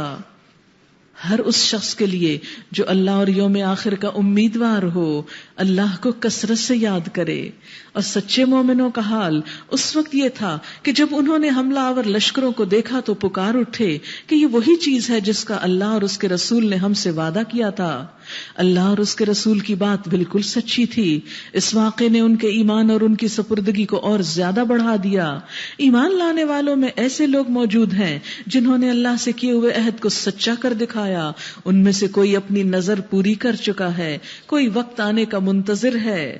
انہوں نے اپنے رویے میں کوئی تبدیلی نہیں کی. یہ سب کچھ اس لیے ہوا تاکہ اللہ سچوں کو ان کی سچائی کی جزا دے، منافقوں کو چاہے تو سزا دے اور چاہے تو ان کی توبہ قبول کر لے. بے شک اللہ غفور الرحیم ہے. اللہ نے کفار کا منہ پھیر دیا، وہ کوئی فائدہ حاصل کیے بغیر اپنے دل کی جلن لیے یوں ہی پلٹ گئے، اور مومنین کی طرف سے اللہ ہی لڑنے کے لیے کافی ہو گیا. اللہ بڑی قوت والا اور زبردست ہے. پھر ان اہل کتاب میں سے جن لوگوں نے ان حملہ آوروں کا ساتھ دیا تھا، بنو قریظہ کی طرف اشارہ ہے، اللہ ان کی گڑھیوں سے انہیں اتار لایا اور ان کے دلوں میں اس نے ایسا روب ڈال دیا کہ آج ان میں سے ایک گروہ کو تم قتل کر رہے ہو اور دوسرے گروہ کو قید کر رہے ہو. اس نے تم کو ان کی زمین اور ان کے گھروں اور ان کے اموال کا وارث بنا دیا اور وہ علاقہ تمہیں دے دیا جس سے تم نے کبھی پامال نہ کیا تھا. اللہ ہر چیز پر قادر ہے. وآخر دعوانا ان الحمد للہ رب العالمین. کچھ سوالوں کے جواب. شب برات معراج وغیرہ کی نفلی نمازوں کا کلیریفائی کر دیں. آپ دیکھیں کہ ان میں سے کوئی بھی نماز ان راتوں کی سنت سے ثابت نہیں ہے. لوگوں نے خود سے یہ بنا لی ہے، اتنے نفل پڑھو، اس میں اتنی قل ہو اللہ پڑھو، اتنے 1000 دفعہ پڑھو. سب خود ساختہ باتیں ہیں. ان میں سے کوئی چیز سنت سے ثابت نہیں ہے. اگر آپ کو کسی بھی رات میں عبادت کا وقت ملتا ہے تو آپ پلیز اس کو اپنے مرضی سے جتنے چاہیں جیسے بھی نفل پڑھ لیں. کیا عورت کو اسلام میں بال کاٹنے کی اجازت ہے، کنوینئنس کے لیے یا گرومنگ کے لیے؟ جی ہاں، اجازت ہے. اس میں دلیل کیا ہے؟ دلیل ہے صحیح مسلم، حدیث ہے کتاب الحیض میں، جس میں آتا ہے کہ ازواج مطہرات میں سے بعض کے بال کٹے ہوئے تھے. پھر بعض علماء نے یہ کہا کہ یہ حضور صلی اللہ علیہ وسلم کے وفات کے بعد انہوں نے کاٹے تھے. تو بات یہ ہے کہ میں تو کم از کم ازواج مطہرات کے بارے میں یہ نہیں سوچ سکتی کہ وہ آپ کی زندگی میں تو کوئی کام کرے اور بعد میں وہ کام کرے جو آپ کو پسند نہ ہو. تو اس کو پلیز اپنے کلچر کے اوپر لا کے اتنی سختی نہیں کرنی چاہیے. بات یہ کہ اگر انہوں نے کاٹے تھے تو آج بھی اگر کوئی عورت کنوینئنس کے لیے یا گرومنگ کے لیے اگر کاٹنا چاہتی ہے تو کوئی حرج نہیں ہے. اس میں زیادہ سے زیادہ جو بات ہے وہ یہ کہ زیب و زینت غیر مردوں کے لیے نہ ہو، اپنی عورتوں کے اندر ہو. اگلا سوال ہے کہ will there be room for listeners in your 1 year course? جی انشاءاللہ تعالی جو 1 year کورس ہے اس میں کوئی شخص کسی بھی دن کسی بھی ٹائم پہ آ کے کوئی بھی چیز سن کے جا سکتا ہے. اس پہ کوئی لائبلٹی نہیں، کوئی اس کو سبق ہم نہیں سنیں گے، کچھ پوچھے نہیں. بس ایز این آبزرور اور ایز اے لسنر آپ جتنا چاہیں آپ آ کے سنیں اپنی کنوینئنس کے مطابق. لیکن بات یہ کہ اگر آپ کی واقعی کوئی حقیقی مجبوری نہ ہو تو صرف دروازے تک نہ اسلام میں آئیں، اندر آ جائیں اور تھوڑا کمٹمنٹ کر لیں، انشاءاللہ بہت فائدہ ہوگا. لیکن واقعی اگر کوئی جینوئن ریزن ہو، کوئی بہت بچے چھوٹے ہیں یا کوئی بیمار ہے گھر میں یا کوئی اور خود کو ایسی بیماری ہے، تو اس صورت میں یہ ہے کہ کوئی نہیں، جب آپ کے لیے آسانی ہو آپ آئیں، سن کے چلے جائیں. دین کی بات سننے سے کسی کو بھی روکا نہیں جا سکتا. جن عورتوں کو لکوریا ہے، آپ نے بتایا کہ ایک نماز ایک وضو کے ساتھ پڑھ سکتی ہیں، کیا اسی وضو کے ساتھ سجدہ تلاوت اور نوافل پڑھے جا سکتے؟ جی ہاں، ایک سٹنگ میں جب ایک مصلی پہ آپ بیٹھ گئے اس سے آپ پڑھ سکتے ہیں. یہاں پر کسی نے اپنے کیسٹس کے بارے میں کہا ہے کہ ہمیں اویلیبل نہیں ہیں اور ہم اپنے گاؤں وغیرہ میں سنوانا چاہتے ہیں، تو پلیز اس سلسلے میں آپ بہنوں سے ریکویسٹ کروں گی کہ جو بہنیں بھی امر بالمعروف اور نہی عن المنکر کے کام میں حصہ لیتے ہوئے، جیسے کہ بار بار یہ چیز ہوئی کہ اگر ہم خود نہیں پہنچ سکتے تو کیسٹ پہنچ سکتی ہے. چونکہ ابھی یہ ریکارڈنگ ہو رہی ہے، اس کی پھر ایڈیٹنگ ہوگی اور اس کو مناسب سائز میں بھی لانا ہے، پھر اس کی انشاءاللہ تعالی اکٹھی ٹیپنگ ہوگی اور پھر اس کی کاسٹ بھی بتا دیں گے. اور آپ میں سے میں ان بہنوں کو دور دراز گاؤں میں جن کے رشتہ دار ہیں یا کوئی جگہ ہیں یا کوئی جاننے والے ہیں یا آپ وہاں رہ چکے ہیں اور آپ وہاں کچھ کر سکتے تو پلیز ان علاقوں میں کیسٹ کلاس کا اہتمام کیجیے. اگر آپ لے کر واقعی سیریسلی کروانا چاہیں تو فنڈ کی پرواہ نہ کیجیے. انشاءاللہ کچھ لوگ ایسے ہیں جو اسپانسر کرنا چاہ رہے ہیں کہ جو ایسی کیسٹ کلاسز کو آگے پروموٹ کریں. اس صورت میں اگر آپ جینوئنلی یعنی یہ کلام اللہ کا پہنچانا چاہتے ہیں تو آپ یہ بھی لکھ کے ڈال سکتے ہیں کہ ہمیں ایک کیسٹ پلیئر اور کیسٹس کا سیٹ دیجئے تاکہ ہم فلاں علاقے میں فلاں جگہ سنوا سکیں. تو انشاءاللہ تعالی وہ بھی ہم آپ کو پرووائڈ کریں گے. یا اگر آپ خود نہیں کر سکتے، آپ کی کوئی دوست عزیز رشتہ دار ایسے ہیں جو یہ کام کر سکتے ہیں تو ہمیں ان کا بھی بتائیے. ہم صرف یہ چاہتے ہیں کہ جو شخص 1 روپیہ بھی اللہ کے راستے میں لگائے اس کا ضائع نہ جائے. یہ نہ ہو کوئی شخص ٹیپ لے لے، کیسٹس لے لے اور اس سنوانے کی بجائے اس کو دے دے گانے بھروا کے کوئی اور کچھ سنتا رہے. تو اس طرح ہم نہیں کرنا چاہتے. ہم چاہتے ہیں کہ کسی ایک سمجھدار انسان کی کسٹڈی میں دے کے اسے چلوایا جائے، سنوایا جائے اور پھر جب سن چکے ہیں تو وہ واپس دے دیا جائے، کوئی اور سنوائے. انشاءاللہ اس طرح یہ چیز یعنی قرآن کا پیغام تھوڑے عرصے میں بہت لوگوں تک پہنچ سکتا ہے. انشاءاللہ آپ کی کوئی بھی کوشش آپ کے لیے صدقہ جاریہ ہوگی. لسنرز کے لیے کرائیٹیریا اناؤنس کر دیں. صرف شوق اور وقت، جس کو بھی شوق ہو تو ہمارے دل اور دروازے اور ہر چیز کھلے ہیں. ویلکم ایوری ٹائم، جب آپ چاہیں، کوئی کرائیٹیریا نہیں ہے، جب بھی آپ آ کے بیٹھیں. شوہر کے بھائیوں اور دوستوں سے پہلے ہم بہت ہنسی مذاق کرتے تھے، اب قرآن اور پردہ کے احکامات سننے کے بعد کیا کریں؟ اس میں مذاق اور یہ چیزیں ویسے بھی انسان کے لیے بعض اوقات تلخیوں کا سبب بنتی ہیں. بات چیت آپ رکھ سکتے ہیں، آگے کل ہی انشاءاللہ اس کا مزید 22واں پارہ آ رہا ہے، جو ڈیٹیلز رہ گئی تھی تھوڑی اور آئیں گی اور آپ سن لیں گے کہ اللہ تعالیٰ فرماتے ہیں کہ کلنا قولم معروفا، بھلی بات کرو، معروف طریقے سے بات کر سکتے ہو. یہ نہیں کہا کہ کر نہیں سکتے. رات کے وقت کالی بلی کی چیخ اور آواز یا کتے کے بھونکنے کی آواز بہت ڈسٹرب کرتی. کہیں ایسی تو نہیں کہ وہ ہوتی سفید اور اندھیرے میں کالی لگتی ہو. خیر اگر ہو بھی، یہ پلیز جنہوں نے لکھا مائنڈ نہ کیجیے، میں ذرا سا جگانا چاہتی ہوں لوگوں کو، اس لیے ذرا سا فن بیچ میں لے آتی ہوں. ایسا ہے کہ واقعی یہ بڑی تکلیف دہ آواز ہوتی ہے. بعض اوقات بلی ایسا رونا شروع کرتی کہ چپ ہی نہیں کرتی. تو ایسے میں بعض اوقات بڑے دل میں وسوسے آتے ہیں کہ پتہ نہیں کیا ہونے لگا ہے کہ یہ رو رہی ہے پہلے سے.